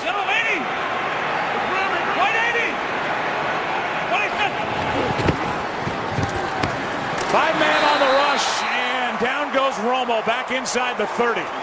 Stephen Bowen, a former Dallas Cowboy, is in there on the sack, and Romo is slow to get up. The first sack of the day for the Redskins defense comes on third down. Derek Dockery, the right guard, you're going to see him as he does not handle the twist very well. 2 guys go with Cofield, and it turns Bowen completely loose in the middle on Tony Romo. So a Mormon to punt, and a good job by this Washington defense, which has playing well the last couple of weeks. Banks from inside the 15. Trying to string it out to his left. He gets to the 20. That's it. So the Redskins have it, the ball, and a 22-point lead. 6-yard return by Banks. Look at Dealey Plaza back in 1963. Key spot in American history. Talked to Robert Griffin III yesterday about playing on Thanksgiving. He said, I've got a lot to be thankful for. And then he said, as Americans, we all do. Grew up in a military family. This guy just gets it. Taking over at the 20 on first down. Up by 22 on the road. Trying to get to 5 and 6 on the year. Here's Morris. And the rookie is out to the 25, gain 5. Brent on the tackle. Well, he has really run the ball well, and I know that was a big challenge coming into this ball game because, as Mike Shanahan said, he said this is the most talented defense that we'll face all year. And what he specifically was talking about was the front seven. And yet the Redskins offensive line has done an excellent job throughout this game of giving Alfred Morris some holes to run, and then Alfred Morris has done a great job of finishing those runs. Morris averaging over 5 yards a carry. He gets it here. Does not get 5 yards here, and it'll bring up third down and short.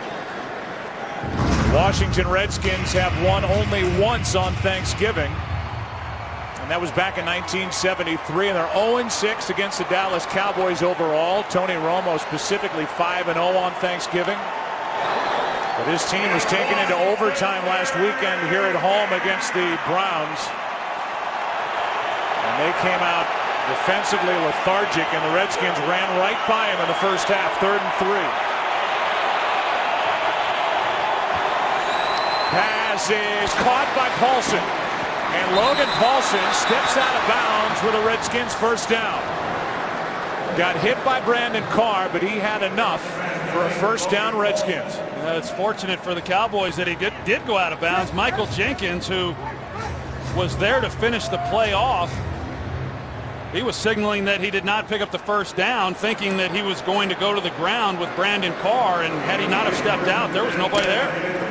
Jenkins, a former Pro Bowl player back in 09, an unrestricted free agent to be. He used to be the Cowboys' best. Now they have Claiborne and Carr. From the 31, Griffin keeps it. Finds a receiver, but a rare bad throw from RG3 to Hankerson. And Griffin slaps his hands together. He had his man and threw it into the ground. Yeah, that's the worst pass we've seen of him today. I mean, we've seen some that have been behind, certainly the one to Pierre Garçon that he caught. But he is obviously thrown the ball very well. Of course, coming off the big game last week, as you said, Joe, earlier against the Eagles, where he had just one incompletion. That one should not have been incomplete. He only has 4. He's 14 of 18 and had completed 12 straight prior to that. Handoff is to Morris, who hits the hole hard. You know, they talk so much about the rookie wall for Robert Griffin III, about the rookie wall for this guy, Alfred Morris, who's been good from the start. He started the afternoon 5th in the league in rushing. Well, not only has he not hit the rookie wall, but they're putting more on his plate. You know, I mean, last week he was primarily the third down back as well, so he got most of those snaps throughout that game, and he's gotten obviously a bulk of them here in this one also. 3rd down and 7.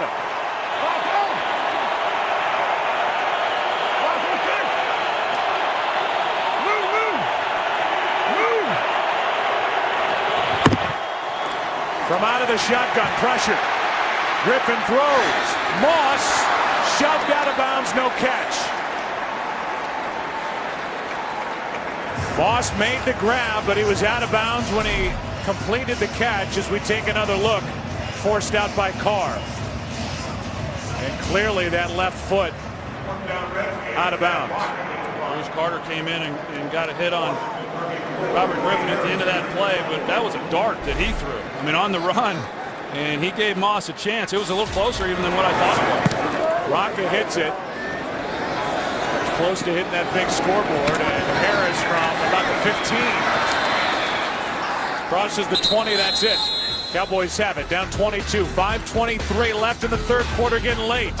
Jason Witten in this Dallas offense. Tony Romo is going to stay undefeated on Thanksgiving. He has got to start chewing up some yardage and doing it quickly. Down by 22 and starting this drive at the 21. Trying to set up a wide receiver screen for Dez Bryant, and not much. He gains 4 out to the 25. Call ** NFL to download NFL Mobile now and get coverage of every NFL game. And a big weekend coming up around the NFL as the Cowboys hurry up, which they've got to do, including a big one in the NFC here on Fox with the 49ers at the very much alive New Orleans Saints. 180. 27. Pass caught by Witten. Witten is forced out right at the marker by Gomes. And And they're going to give Witten a first down. We talked about the struggles that right tackle Doug Free has had coming into this game, but he's done a pretty good job in this game. We haven't talked a lot about him. Jeremy Parnell, he gives up a little bit of pressure there. That didn't work. Cowboys tried to catch the Redskins changing defensively and off guard and just flopping forward. No. Straight right. They may have thought it was 3rd and 1. They gave Witten enough for the first down on that previous catch, so they just wasted it down. Well, that's exactly what happened. You see Jason Garrett there on the sidelines trying to get the official to let him know what down it was. Clearly, they thought it was 3rd and short, and that's why they ran the sneak. Now 2nd down and 8. Pass is short of Des Bryant, and again, Jason Garrett sees his quarterback, Tony Romo, have to peel himself off the turf. It's 3rd and 8. Well, some of the twists inside that we've shown have given them a little bit of problems. That time Nate Livings, he doesn't come off, and they're able to get pressure right into the face. Romo gets it out sooner than he had liked. The Redskins had thought they'd be able to get a little bit more pressure on him than they have, even though we saw him go down there and earlier with the 1 sack, but not nearly as much pressure, certainly from what the Cowboys saw on Sunday from the Cleveland Browns. There's Des Bryant again. Another false start. False start. Number 88, offense. 5-yard penalty, 3rd down. It's incredible. This is the 2nd most penalized team in the league, the Dallas Cowboys, and we've done plenty of home games where here at home, pre-snap penalties for delay of game, false start. We've seen 4 today on false starts when they just can't afford it. There's nothing more frustrating for a quarterback than having those types of penalties. I mean, he's getting a look at the defense. He was getting ready to reposition Jason Witten, and there's no excuse for Des Bryant not watching the ball. On 3rd down, pass to Witten. They hook up again, and Jason Witten has got a first down, brought down by Alexander. And a 15-yard completion from Romo. When he needs yards, he looks for number 82. Well, he does, and Lorenzo Alexander is the guy who's trying to stay with them, and obviously that's a mismatch, and it favors the Dallas Cowboys. And for 3rd and long, that's a pretty key pickup there for the Cowboys to keep this drive alive. You see London Fletcher back on the field for the Redskins. They were working on his quad earlier. Beasley can't hang on. Pass is incomplete. 2nd down and 10 with the clock stopped at 3:37 left in this 3rd quarter. Just not a lot of energy from the Cowboys offensively. I mean, you just don't know how many more possessions they're going to have, and they've got to score 3 touchdowns, and they're not getting plays off as quickly as what you'd think that they would, considering that they're down 22 points. They were down 25 at the half, so this would be. They come back, and we got a long way to go before we're talking about that. Here's Vickers. Would be their biggest comeback in franchise history. Vickers, the fullback, is out across the 45, a gain of 2. 3rd down coming up. Well, this time they were able to get to Romo with Jarvis Jenkins, and the Cowboys, and you would expect that from an offensive line that hasn't been working together, to be able to work in unison and pick up some of the twists that are occurring. Extra men on the rush. Romo hangs in and gets picked off by Fletcher. London Fletcher, the 37-year-old, has another Redskins interception.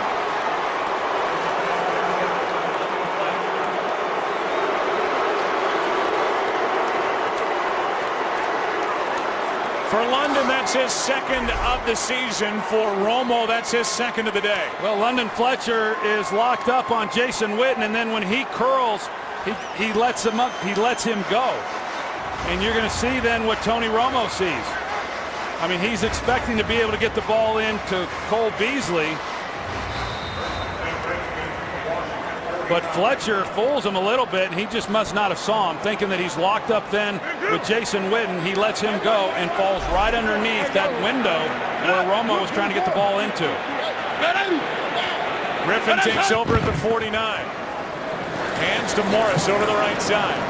And Alfred is to midfield, a gain of 1. Hey, Joe, we talked about it coming into this game as far as the importance of being able to protect the football. And when I asked Mike Shanahan, what is the #1 key to winning this game?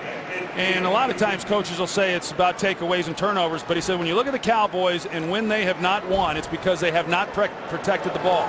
We've got to get some takeaways. We've got to protect the ball ourselves. They've gotten the takeaways, and then they've been able to protect it, and they've just dominated really on both sides of the football. 2nd down and 9. Griffin chased by Spencer. And now forced out of bounds by Marcus Spears. And they're going to throw a flag for Spears doing too much along the sideline. And right in front of the defensive coordinator, There's no Rob foul for a Ryan. late hit out of bounds. They're going to pick it up. 3rd down. And I didn't think this looked like a good call, as Spencer came back into the play, and there was something along the sideline there. There was contact. I think Spencer, when he comes in at the end there, it looked to me like he wasn't necessarily really trying to push him or take a shot at him. I don't know that he necessarily need to even put his hands on him. I mean, he was obviously out of bounds, but I don't think it was a vicious hit on his part at all. Well, it doesn't take much with his momentum carrying him into that bench to push the body of RG3 deeper into trouble, but no flag on the play as they pick it up. Here's Griffin. He's in trouble, and he just throws it away. Gets shoved out of bounds again. It's an incomplete pass. It's 4th down. Forced out by Spencer, Ware, and Hatcher. And it was Hatcher, the closest one to him, when RG3 just threw it away. Doink, hit Darrell Young right in the head. You know, when Robert Griffin tucked the ball and started to sprint, it looked like the Cowboys might have him, but no chance once he decided to become a runner. Penalty flag on the play. It looked like one of the Cowboys was trying to get off the field late. There were 12 men on defense. And they're going to call 12 men. Wow. Against Dallas. It's a 32-yard punt. It was down to the 15, and it depends on what Mike Shanahan wants to do. It'd be a 5-yard penalty, not enough for a 1st down. So they have the conversation. You can see just mistakes galore in a game that the Dallas Cowboys need. And Shanahan has to decide if they want to mark it off at the end of the play or take it at the beginning and either repunt or go for it 5 yards closer, a couple yards shy of a 1st down. So we'll get the call from Bill Levy eventually, who wants to go back and check with Shanahan.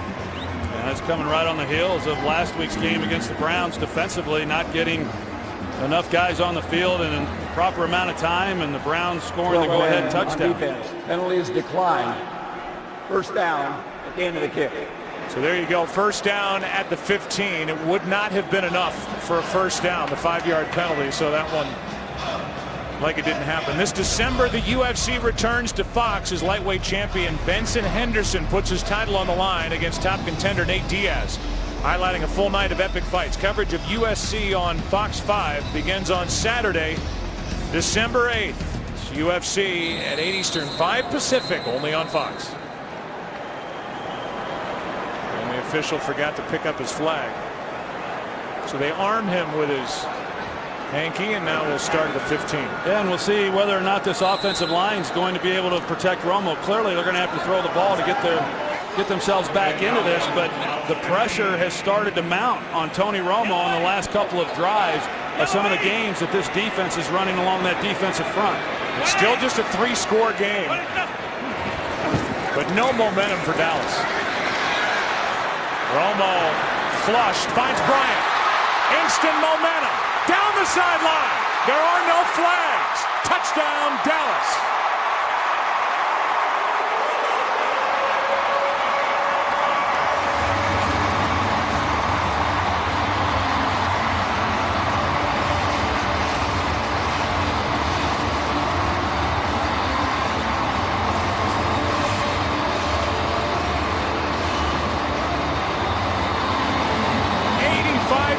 To Des Bryant, his longest of the season for his 5th touchdown. You see, I think Josh Wilson thought he was in pretty good position, but he elects to try to make a play on the ball instead of playing it a little bit more conservatively, as Des Bryant comes across the field, and then good blocking on the outside by Dwayne Harris frees him all the way up the sideline. And now it's a 15-point game. So with one completion after the punt, 85 yards later, Des Bryant is good. And this is a 2-score game, and the pressure goes back on the Washington offense to try and get something done as they try and protect a lead.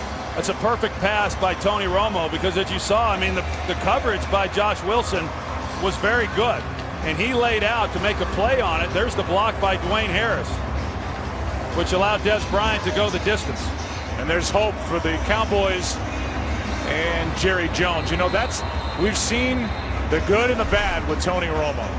We've seen Romo try and force it. He's thrown 2 interceptions. Everybody points to that. But some of that comes from trying to force it down in a game. Some of it comes when he's having to escape heavy pressure and do what he does best, which is get on the move and make things happen with his feet and then his arm. And some of it comes because you have no running game, and the only way you're going to move the football is by throwing it. And it's a lot of pressure, and it's a lot of responsibility then on any quarterback, not just Tony Romo. But we talked about it in the first half, Joe. It's a 15-point game right now. We're not out of the third quarter. Been watching Tony Romo a long time, and more times than not, even when he's down by a large deficit, he puts his team back in a position to win games. That's a career long for Tony Romo, an 85-yard touchdown pass, and the majority of it was the run after the catch, as Banks can't make the 20. Jason Garrett just had a good moment on this Thanksgiving. He had a great moment back in 1994. Second-year quarterback Jason Garrett. Injuries to Aikman and Rodney Peete. Trailing 17-6 at halftime to the Packers. Garrett led the Cowboys to a franchise record 36 second-half points and a 42-31 win. And Jason told me the reason you didn't play, you didn't want to face Reggie White in the Green Bay Packers. No, I never did. Somehow you got your job back after that and won a Super Bowl the next year. Here's Griffin finding Garcon, and that's well played. Dan Connor, the middle linebacker, a gain of just 2. Someone else was watching that game that day, too. When I asked Tony Romo what his favorite Thanksgiving memory was, he said 1994. He grew up in Wisconsin, a big Packers fan. He said this redheaded guy took over at quarterback and just lit up the Packers there in the second half, and that was obviously Jason Garrett. Quite an evening for him.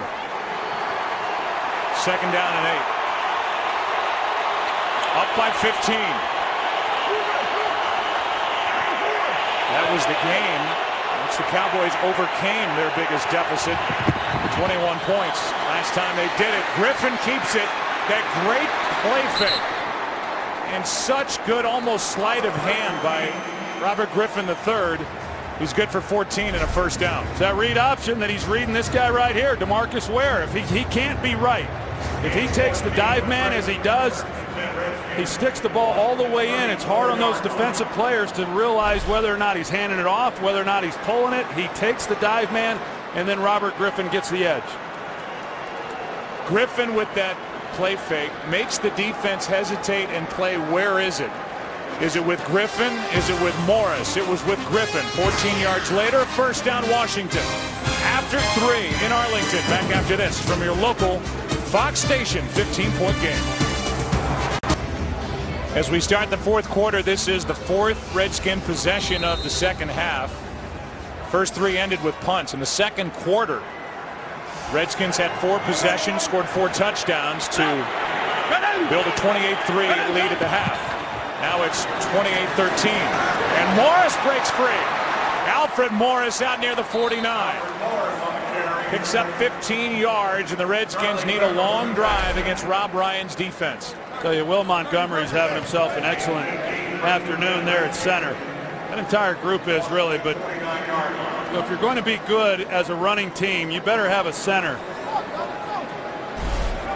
that is smart and athletic and can make a lot of adjustments on the fly. I mean, any good offense that I was ever a part of, we always had a dominant player at that position, Mark Stepnoski, for many years, and Will Montgomery is playing awfully well in this game.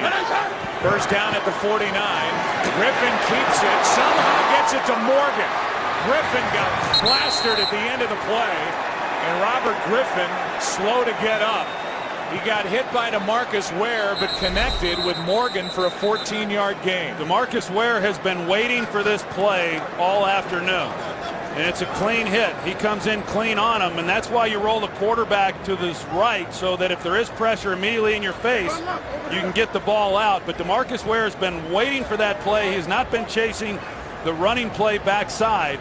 He's been staying home, and the one time the Redskins try to run him on the bootleg backside, DeMarcus Ware's right there waiting on him. Remember, Robert Griffin left the October 7th game against Atlanta with a concussion, a 24-17 loss. And he's able to smile with Kyle Shanahan as offensive coordinator as he was slow to get up. They take a look at Bruce Carter on the sideline. The Dallas Cowboys will take a break. Boys and Kevin Rudolph put on a pregame concert earlier today for the fans, had a couple of sets, and now as they have to help Bruce Carter off the field. They've already lost Sean Lee, the other outstanding inside linebacker on the Dallas defense. Carter needs help just to get off the field. It's a first down for Washington. Handoff is to Morris. And we saw it as we go back to that DeMarcus Ware hit on RG3. He gets the big hit, but he also completed the pass. Well, that's the point. We were focused on the hit that RG3 took, but he does a great job of getting it out. And it's where Bruce Carter gets hurt, is right on the end of this play. And not sure exactly what happened to him, Joe, but they took him immediately into the locker room. I mean, he didn't even stop on the sidelines first, and he looked like he was pretty woozy, so I'm not sure exactly what happened to him. He got a stiff arm right to the helmet as Griffin keeps it. And Robert Griffin III ran into Hankerson, his teammate. But he's got enough for a first down. Well, if he wasn't winning a Heisman Trophy at Baylor, he was winning a 400-meter hurdle race at the Big 12 Outdoor Championship back in 2008. And you see what kind of an athlete he was collegiately as he is finished with the hurdles and then just takes off the rest of the way.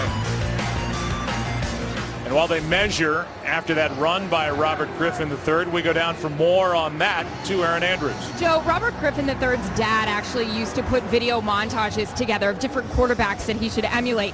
He had John Elway in there for his strength, Dan Marino for his quick release, and Joe Montana for his poise. And you joked earlier with Troy. Troy, come on, where are you? Why are you not in the video montage? But he said he used to watch those, and that's how he would just get better, because he would just try to imitate all those quarterbacks. I think Aaron's trying to make me feel bad. Surely he worked me in somewhere, didn't he? The hurdle part. They marked Griffin III shy of a first down by about 1 link on that chain, so it's 3rd and inches. And it should have been an easy pickup. Leonard Hankerson was in great protection as far as blocking, and Robert Griffin ran right into his back. I mean, there was nobody really there, and I guess we'll give Hankerson the assist on the tackle and forcing them to try to pick up a 3rd and short. Sometimes we type 3rd and inches. This is literally 3rd and maybe 1.5 inches. We got Aldrick Robinson in the game again, too. This is a good time to take a shot. You want to come back and get it on 4th down. And they're going to try it. Pass wide open. Rolling into the end zone is Niles Paul for the touchdown. They take a shot, but they get it to Niles Paul, the tight end, his first of the year. The aggressive Cowboy defense, they came after the Redskins, who blocked it up, and Paul is good for a 29-yard touchdown. Looked like him right there that was responsible for, you see the flat route takes 2 guys. Ernie Sims, who came in for Bruce Carter, was the linebacker there, and if I had to guess, I'd say that he was the one responsible for coverage on Niles Paul. But one of those guys was obviously, they just busted the coverage, and an easy touchdown. Back-to-back 4 touchdown games for RG3. And Ernie Sims, who was added to this roster on October 24th when Connor was out with a stinger, and after losing Sean Lee, may have been guilty. Cowboys' aggressive defense came after the Redskins. What a day. Another big one for the rookie, RG3, up 35-13. How about that answer to the 85-yarder to Des Bryant? 7 plays, 82 yards, 3.5 minutes. And and ended with a 29-yard touchdown to Niles Paul. That's 4 touchdowns to 4 different receivers for RG3. Lance Dunbar from inside the 5. And he is accordion just outside the 10 by Lorenzo Alexander, a good special teams player. At the end of this game, like all television crews do, we're going to give out an award. The award has taken many shapes and forms over the years. Started out silly. It has now gone into some category of a plaque or something that we will hand to that guy if things don't change dramatically. It had some cosmetic enhancement. Yeah. You know, it has evolved into a pretty good looking trophy. Well, yeah, it has. I kind of like the ugly one. From the 12, Tony Romo. They need another quick strike.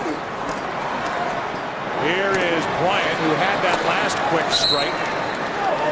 Continues to wind as Wilson makes the tackle, a gain of 15 yards. I think that was a time for Des Bryant to go out of bounds. You know, last week he went out of bounds and was short of the first down. That time he really couldn't go anywhere with it, and he stayed in bounds, and, you know, seconds are precious right now. Just over 12 to go. Romo finds Beasley.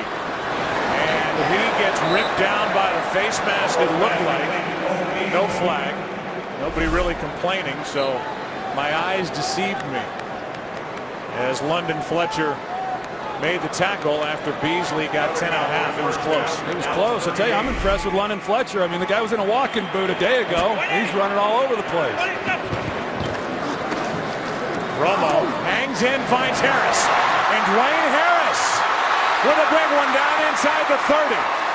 And the Cowboys won't go quietly. Knocked down at the 26, a 36-yarder to Dwayne Harris. Well, the Redskins are playing soft zone, just trying not to give up a big play, but you see the holes then that are within that zone, and you get the ball to a guy in his hands running in stride, you can pick up some pretty good yardage. So for the most part, the Redskins have not given up a lot of big plays, and that's what's going to get them beat, if in fact they even get beat, is big plays, and Jim Haslett knows that.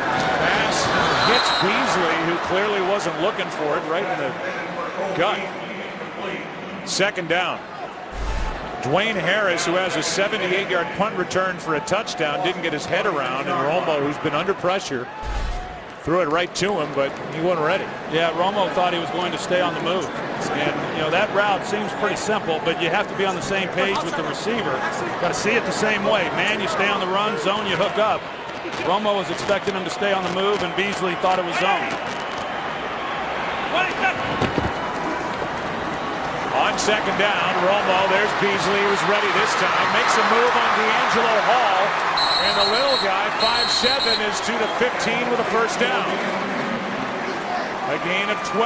Cole Beasley has stepped into the void, maybe created with the injury to Miles Austin early in this game.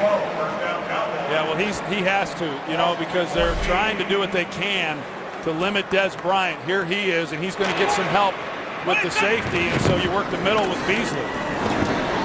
Pass is caught by Andre Holmes, and for Holmes, just his second catch of the year. Good for 3 yards. Second down coming up. Yeah, you can see the safety there in the middle. That's Jordan Pugh, who he's going to give a little bit of help there to the outside, wherever Des Bryant is. Not that you still don't give Des Bryant a chance on some balls either, because he has that type of ability. Cowboys trying to make this a 2-score game again. Romo throws high for Felix Jones. Third down coming up.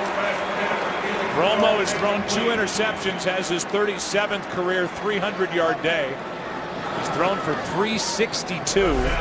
But as you said earlier, and it's worth pointing out, they have no run game. They're obviously down by a ton in this game, so that to some degree takes the run out of the equation. But it is all on number 9 if they're going to do anything offensively week after week. Yeah, that's a heavy burden. I mean, there's not many quarterbacks. I don't care who you talk to, even Robert Griffin III's idols, John Elway, Dan Marino, or whoever. I mean, if you make them throw the ball every down without any type of running game at all, it's hard to win games. It's third down and 7 underneath. It's Jones, and he just wanted it. Touchdown.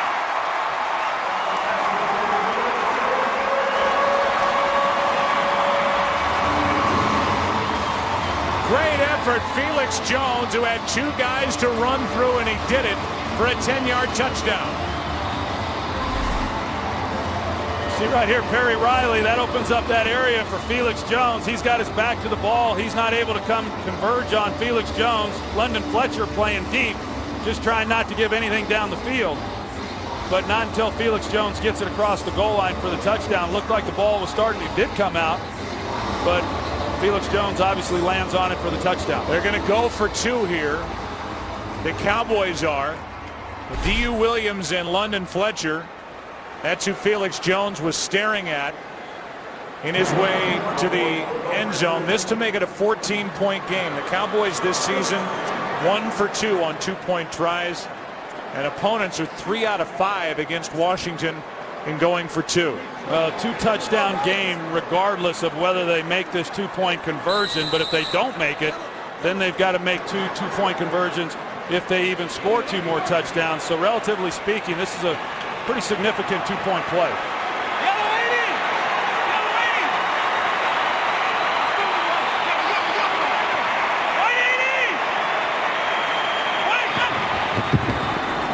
Romo going to take it and make it for 2.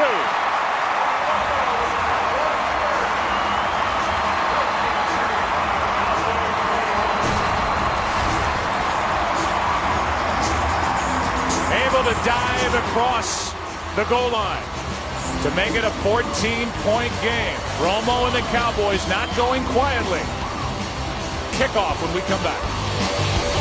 You see Capriati's in downtown Dallas. We want to thank them for supplying some turkey sandwiches today for us on this Thanksgiving. We welcome you inside our booth. Mike Pereira is here. When we went to break, they reviewed the 2-point conversion.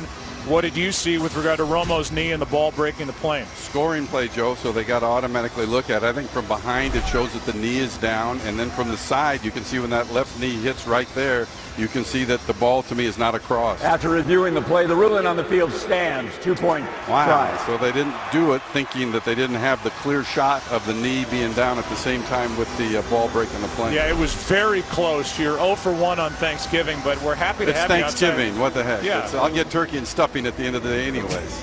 We always give thanks for your presence, helping us get off the air cleanly with regard to some of these rulings. How about that crazy one? I probably shouldn't go into this, but the crazy call in the early game that cost Detroit a touchdown when their head coach Jim Schwartz threw the challenge flag. It's literally a horrible rule. It happened to Mike Smith in Atlanta this past weekend too. You get penalized 15 yards, that's one thing, but you still should review the play to at least get replay to correct the on-the-field ruling. But as it was a touchdown for Houston in a game they won in overtime. Redskins were guarding for the onside kick just in case, but no need to here as Bailey kicks it deep, and the Redskins will have it at their 20. This week it's a doubleheader on Fox NFL Sunday, beginning with the Vikings and Bears. Key NFC North matchup, Falcons and Buccaneers. That could be a big game as well. Falcons with just 1 loss. Buccaneers are hot. Seahawks and Dolphins, and then America's game of the week. We can't wait to watch the 49ers at the Saints. Also the Rams and Cardinals. Coverage begins with a Built Ford Tough Fox NFL Sunday pregame show at noon Eastern, 9 a.m. Pacific. You think that'll be any fun on Sunday? 49ers at Saints. Colin Kaepernick. It's not official, but it seems to have leaked out that Kaepernick will make the start after that great Monday night effort against the Bears for the 49ers. Here's Alfred Morris. He gets 2. We saw linebacker Bruce Carter leave. What was wrong, Pam Oliver? Well, Joe, they were looking at him for his left elbow. They did x-rays on it, but they didn't even wait to get the results before they ruled him out. Back to you. So now they've lost Sean Lee, and they've lost the guy who's taken over as the signal caller defensively, Bruce Carter. Yeah, you wonder how that'll impact them going forward, regardless of what happens in this game, because Bruce Carter had kind of helped manage the loss of Sean Lee, but those are 2 outstanding players out right now for the Dallas Cowboys. Griffin keeps it, throws it high, and it is picked off. Intercepted back the other way, Pepra.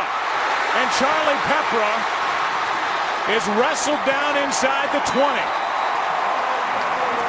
We'll take another look and make sure that Peprah secured the catch. And this Dallas defense, which came in with only 4 interceptions all season long, which ties for the fewest in the NFL, gets a turnover. Looks good on that replay. Sure looks to me, Joe, like he's got his arms underneath that ball. It does not appear to hit the turf, but this is what happens when you throw the ball down the middle high, especially with a safety in the middle of the field. You got to drive that ball down low, and bad things happen when you sail balls down the middle. But Peprah right there in a position to make the play. It appears that he did.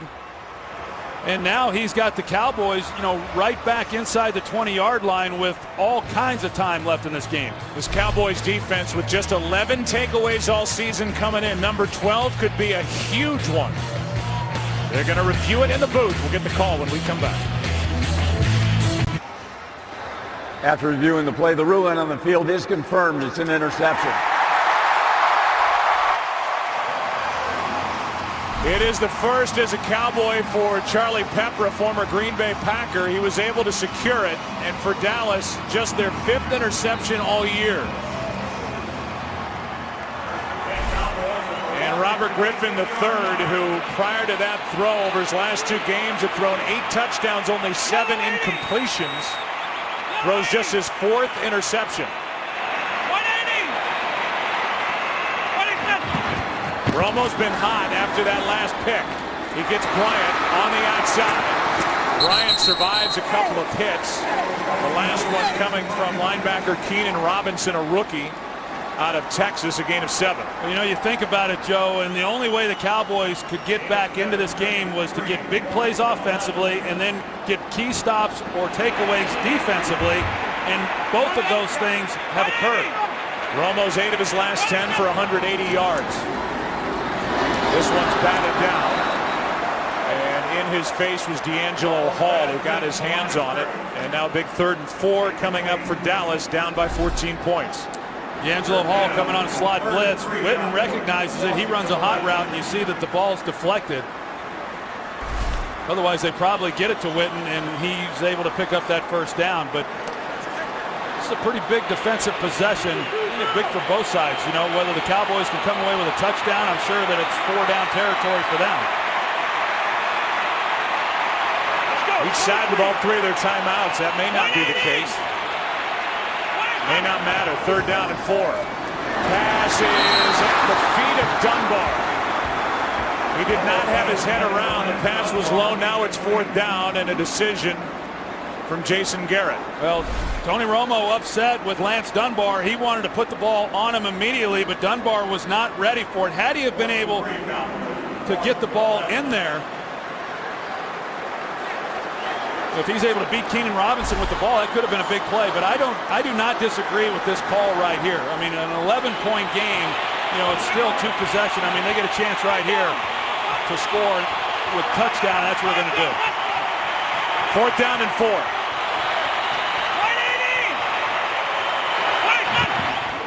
Bad snap.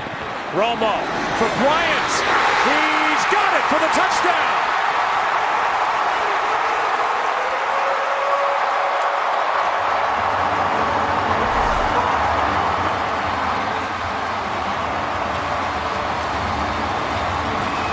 That's good coverage by Josh Wilson, and it's just a great play on the ball by Des Bryant.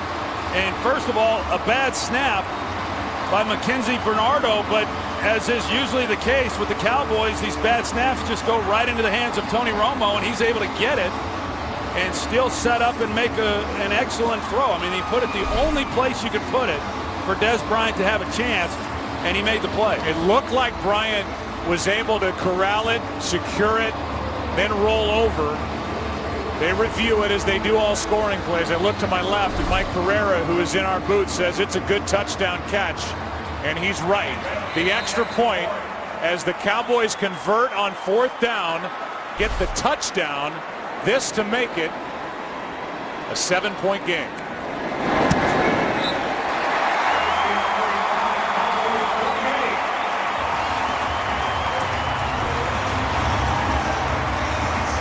So now it's 35-28, and the pressure back on the rookie, Robert Griffin III. We welcome you inside our broadcast booth. I'm Joe Buck. That's Troy Aikman, and we said, well, we already had Robert Griffin III's name on that Galloping Gobbler trophy. Now it's swung back the other way. I don't think you can erase at this point. We didn't really start. But how about the Cowboys, winners of back-to-back games for the first time all year, doing what they do, and that is get back in just about every game, even the ones they lose. Well, that's what I said. I mean, I've seen Tony Romo play a lot of football, and sometimes it doesn't start out real good, and they have a huge deficit. But almost every time he puts his team at least in a position to win the game. He's done that here. It's a 7-point game right now, and now the pressure clearly all right on the back of the Washington Redskins. I mean, how about that snap? I was just talking to Tony Romo about it the other day, asking him about the shotgun snaps of Bernardo. Remember, he's moved from right guard to center, making his second start at that position. And I said, it seems like every center you have kind of dribbles them back to you, but they bounce right back into your arms, and that's what happened there. I mean, a snap on the ground, he gets it, and makes just a perfect throw. He attempted 50 passes last week against Cleveland. He's thrown 52 today. Averaging over 48 passes a game here at home all year. Here's a recap, and your guess is as good as mine as to what we're about to see. RG3, Santana Moss, that was his third touchdown pass, the one right before the half. Then he got Niles Paul on a 3rd and inches. You thought that was the dagger, but it wasn't. Felix Jones out of the backfield, 2-point conversion, good. And now after the interception by Pepra, Des Bryant is good. The 11-yard touchdown, and it's a 7-point game. And there's still over 8 minutes to play. Aldrick Robinson, the big play threat, is in the game at the bottom of the screen. Starting at the 20. It's Alfred Morris, and that's Dan Connor. A loss on the play of 1. What's interesting is they put Aldrick Robinson back in, the speedster, but the Cowboys and Rob Ryan know that the Redskins are trying to run the ball, and they're wanting to play a little bit more conservatively. I mean, they threw the ball down the middle, it's intercepted, but now they can't go back to what they were thinking when they came out at halftime. I mean, they have to play their game, and they have to turn this rookie loose. 2nd down and 11.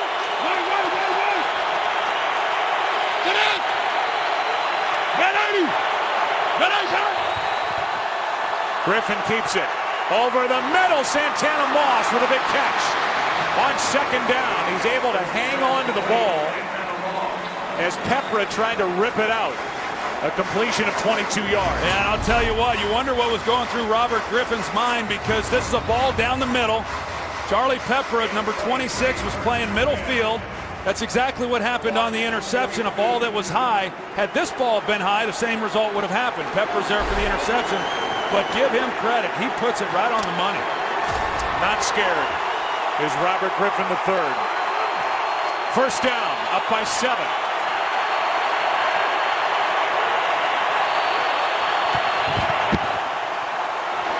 Handoff to Morris, running right, gets the edge. First hit by Carr. Sims cleaned up, a gain of 5 on 1st down. Stops the clock momentarily. 6:47 to go each side with all 3 timeouts. This Alfred Morris, I was talking about him earlier, and he is something else. I mean, just a tough guy. And over 100 yards rushing. I said, hey, he might break 1,000 yards today. I mean, it was going to take a heck of a day, you know, what, 140 yards or so to get it, but it's not over yet. Mike Shanahan finds success at the running back spot in the 6th round. 2nd down and 5. Handoff to Morris, running left. 3rd down and about 1.5 yards coming up. Tyrone Crawford, the first guy there. And this Redskins team, which came in 30th in the NFL on 3rd down, converting just 30% of them, are faced with a big 3rd down and a short 2. Well, they've been outstanding on this down today. And I tell you, I mean, for a young team, a young quarterback, and London Fletcher knows the importance of this down right here. If they're able to take this drive and come away with any kind of points, I mean, answer the bell, that would be huge for this Redskins offense. 5 for 10 on 3rd down today, 3rd and 2.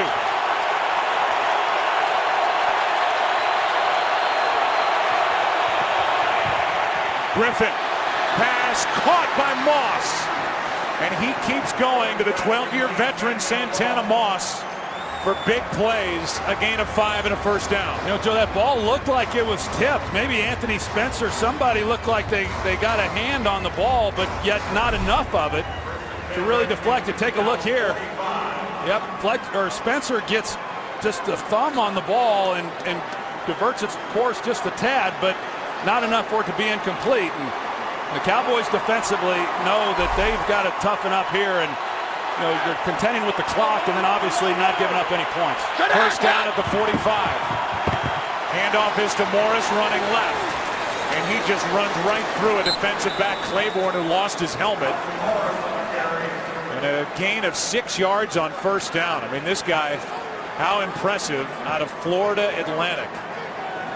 And I know Shanahan's had success in the 6th round in drafting running backs, but I don't care what you say, when you draft a guy in the 6th round doing what he's doing, it's a surprise, and he's been good all year. You know, you say Florida Atlantic, it was a bad team. You know, they won about 1 game, and yet he had some tough runs, and he caught the eye of the Redskins scouts, and I tell you, in light of the injuries that they've had, they're sure happy to have him.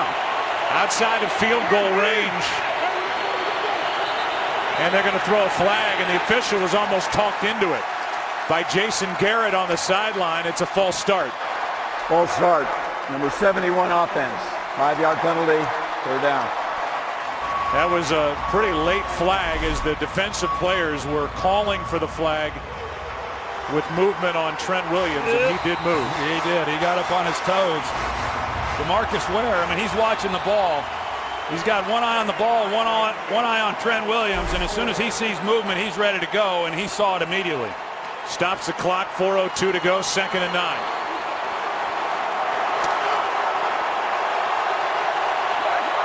That could prove to be a big penalty. And now the Redskins have to hurry. They're going to call a timeout. With the play clock winding down, that's the first timeout taken by either team in this half. Aerial coverage provided today on Thanksgiving, and our thanks to the crew up there. It's provided by DirecTV. Roof is open. The windows on either end are open. We've had some rain earlier in the first half. Skies have cleared. And on this Thanksgiving, you get to watch what turns into a good football game. You don't have to talk to your relatives if you don't want to. You can watch football and just be quiet. Just watch the Cowboys and the Redskins. Well, this set of downs right here, Joe, if the Redskins pick up a first down, then they're going to be in field goal range, and they may be even without picking up the first down. And you got to remember, they've got Kai Forbath, who came in, his first NFL kick actually was on the roster for the Dallas Cowboys at one time. He was on PUP and never actually got to play any. But his first NFL kick was over 50 yards. He made it. He hadn't missed one yet. We talked to Mike Shanahan about his range. He said about 53, 54, which means getting it to about the 35. Pass is caught, and that's Hankerson for a big first down. A conversion by Robert Griffin III and Leonard Hankerson, 13 yards and a first down, and now they are in field goal range. And Danny McRae was the guy in a position to make a play and keep Hankerson from picking up this first down. Number 40, he comes up, overplays it. Hankerson cuts to the inside and gets the first down. And it's a 300-plus day on Robert Griffin III's return to Texas. He's throwing for 312.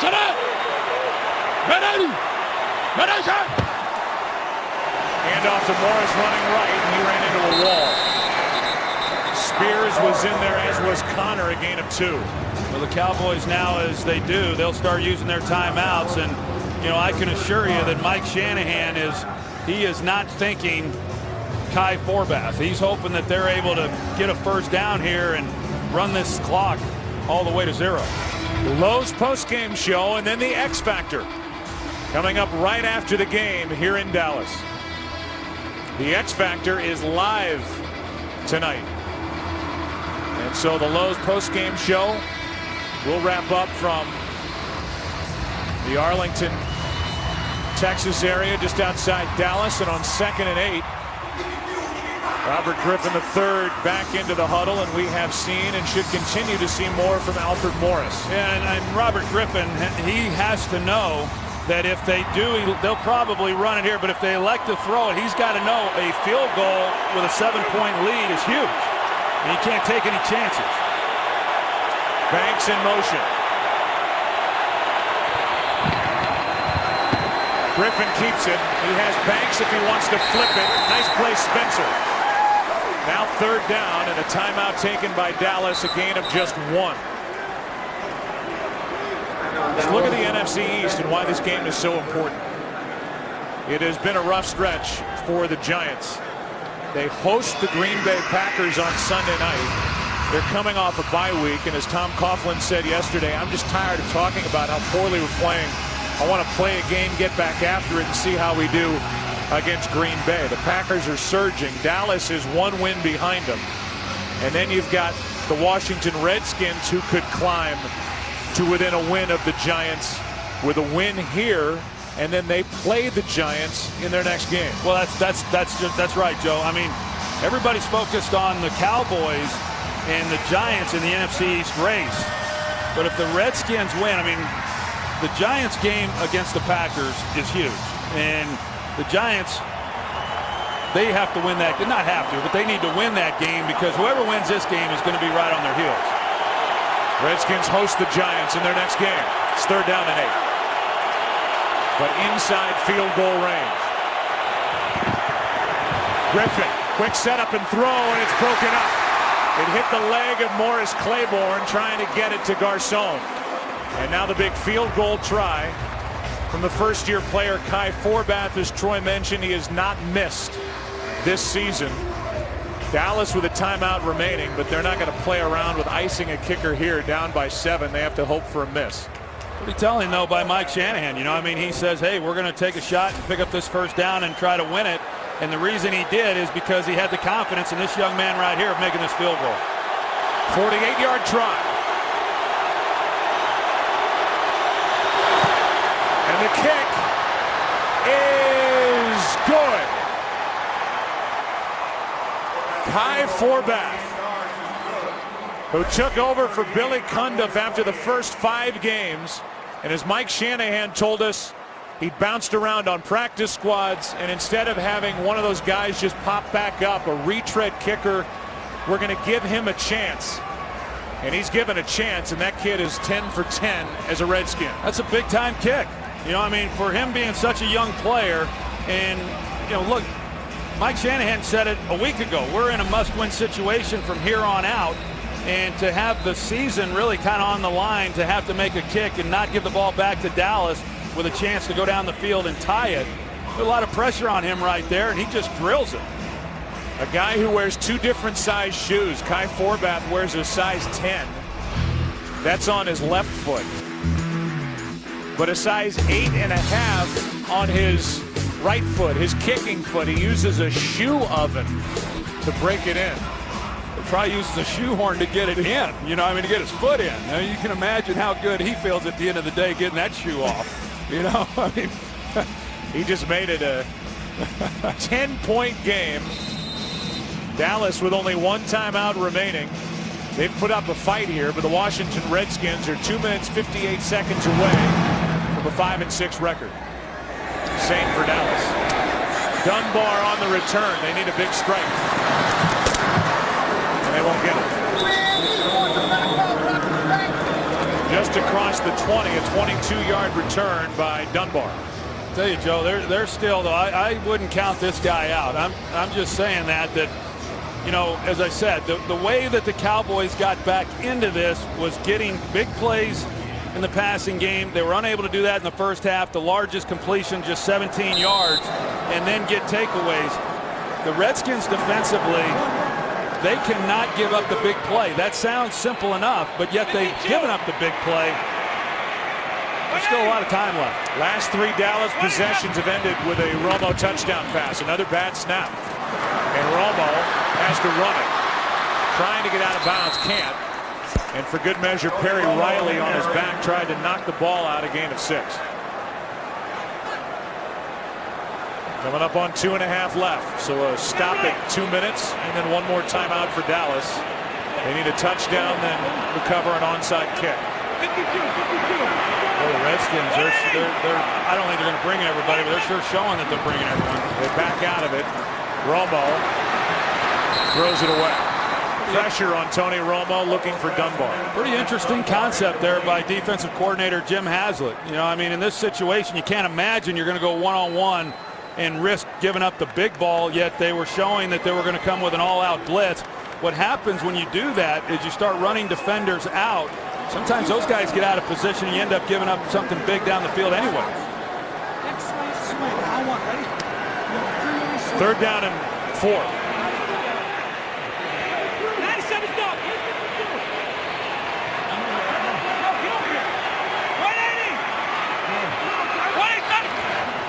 Play clock at 4. Pass is caught by Dunbar, and that is going to be a first down. Wrestled down nearly a horse collar tackle, which would have been 15 more yards. Hall on the stop, and a gain of 14 yards. Clock stopped at 2:12. Well, Lorenzo Alexander was the guy responsible for coverage on Dunbar, and I think he thought that Dunbar was going to stay in and pass protect because the Redskins did bring pressure on that play. Said not scared earlier. Jim Haslett's not scared. He's not scared. Nobody's scared. I'm not scared either. I'm not scared. No, I'm a little bit. First down at the 41. Romo is brought down by Kerrigan.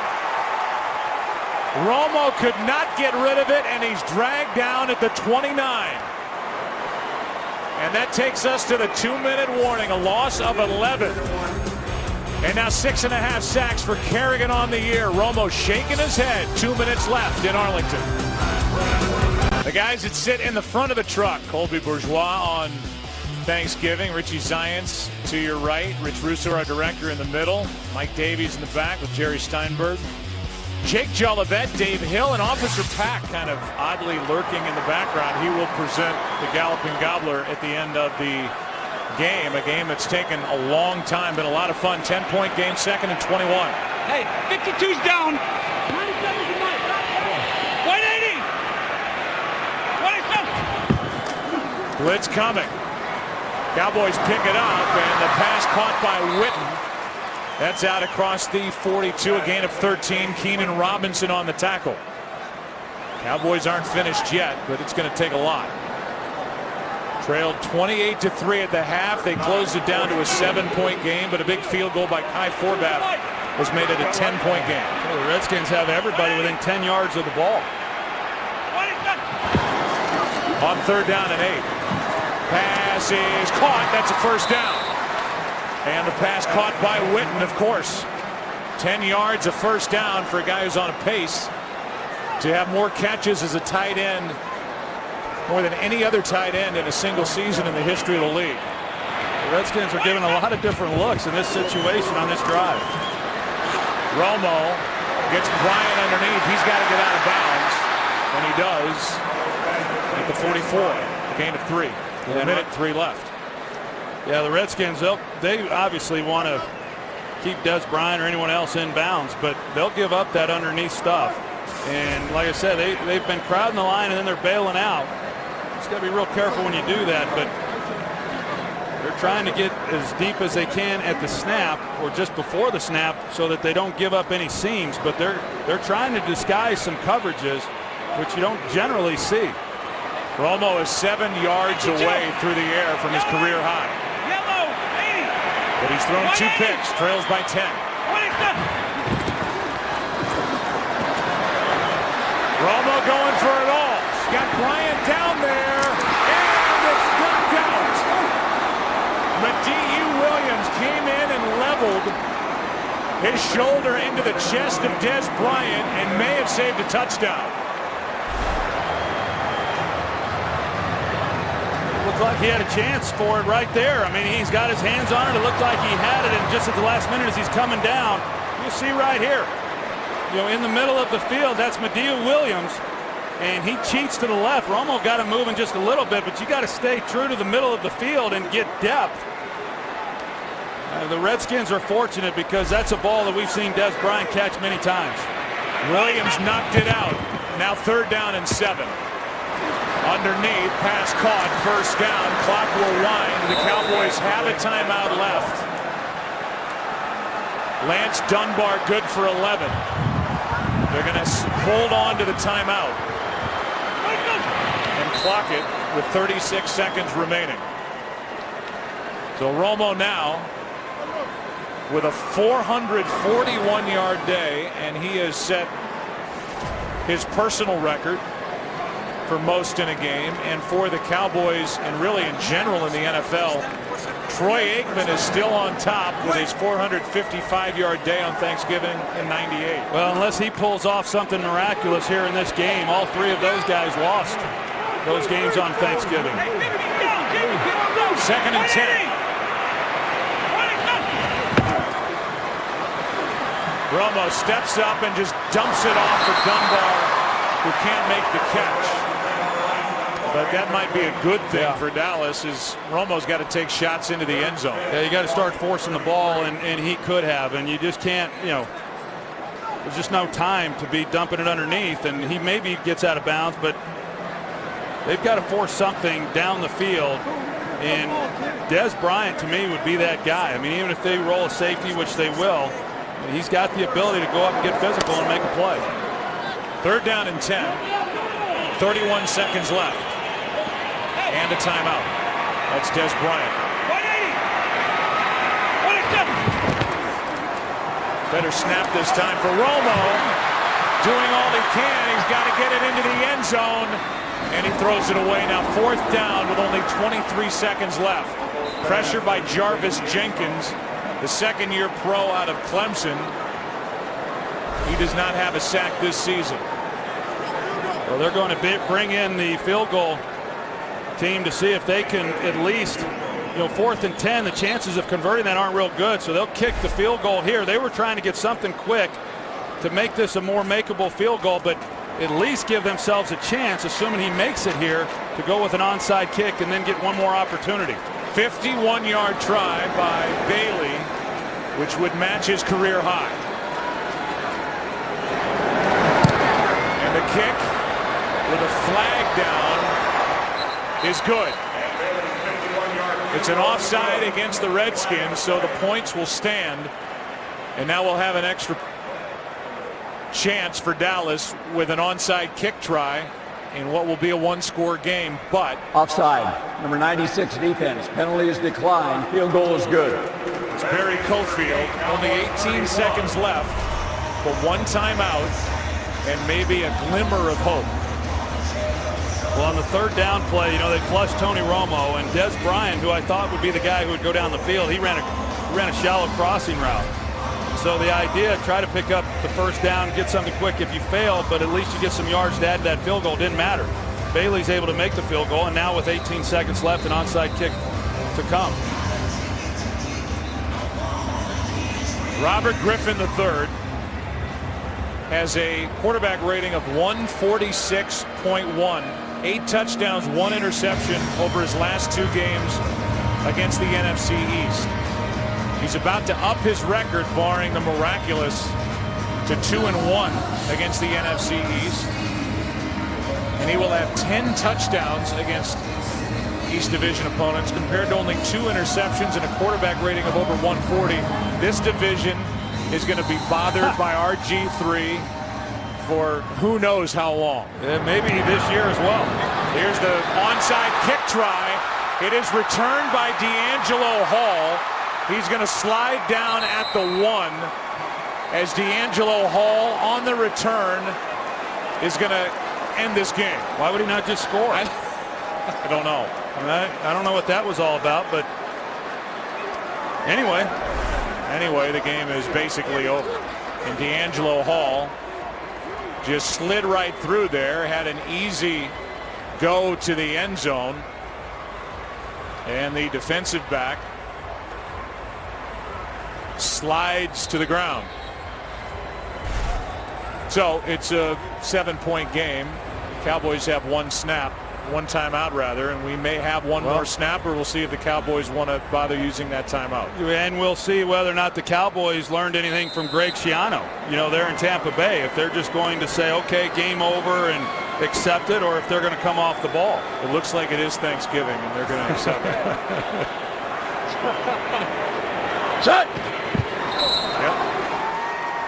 And that is going to do it on Thanksgiving, as both teams will leave here with records of 5-6.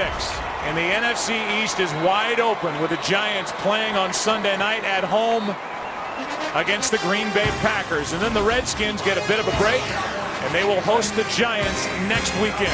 Lowe's postgame show is coming up, then live X Factor back after this.